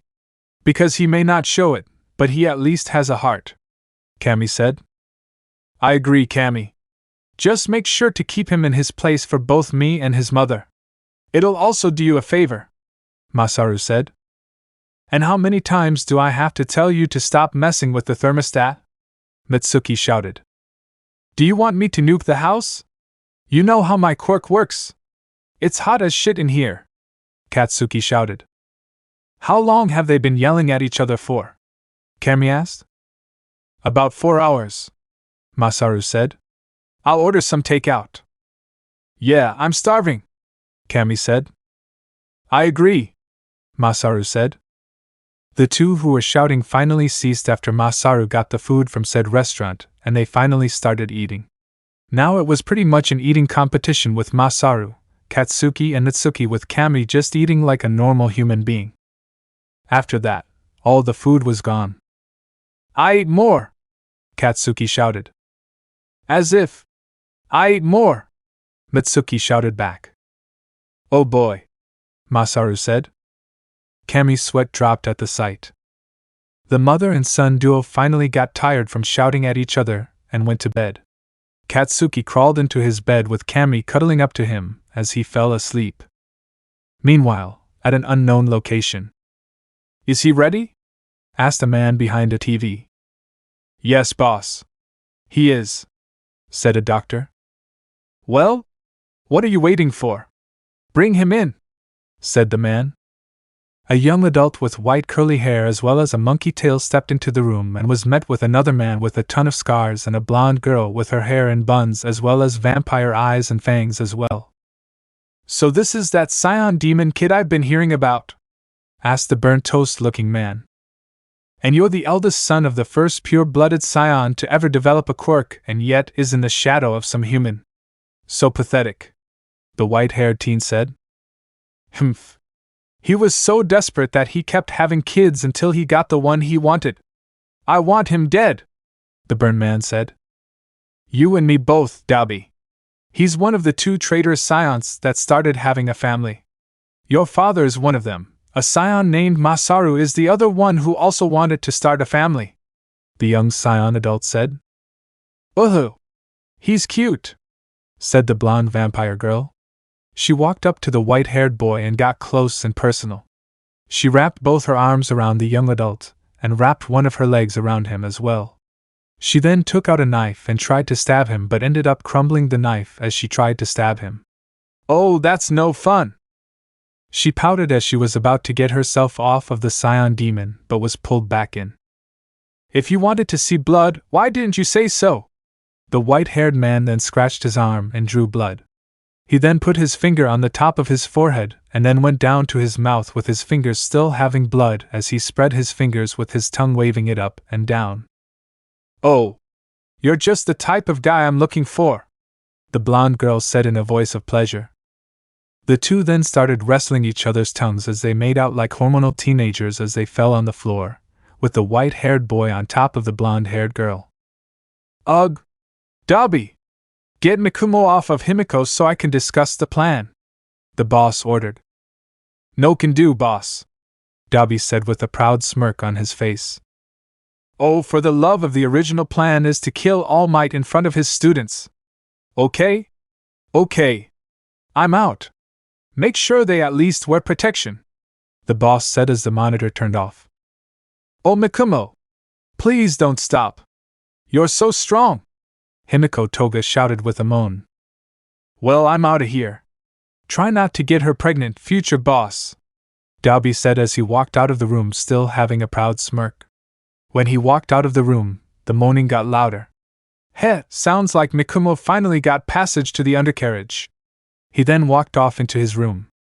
Let me know in the comments below if you guys want the next part. Also check out my other video that has been shown and left. Thank you for watching. If you enjoyed this video please like and share this video. And have a fantastic day. Bye.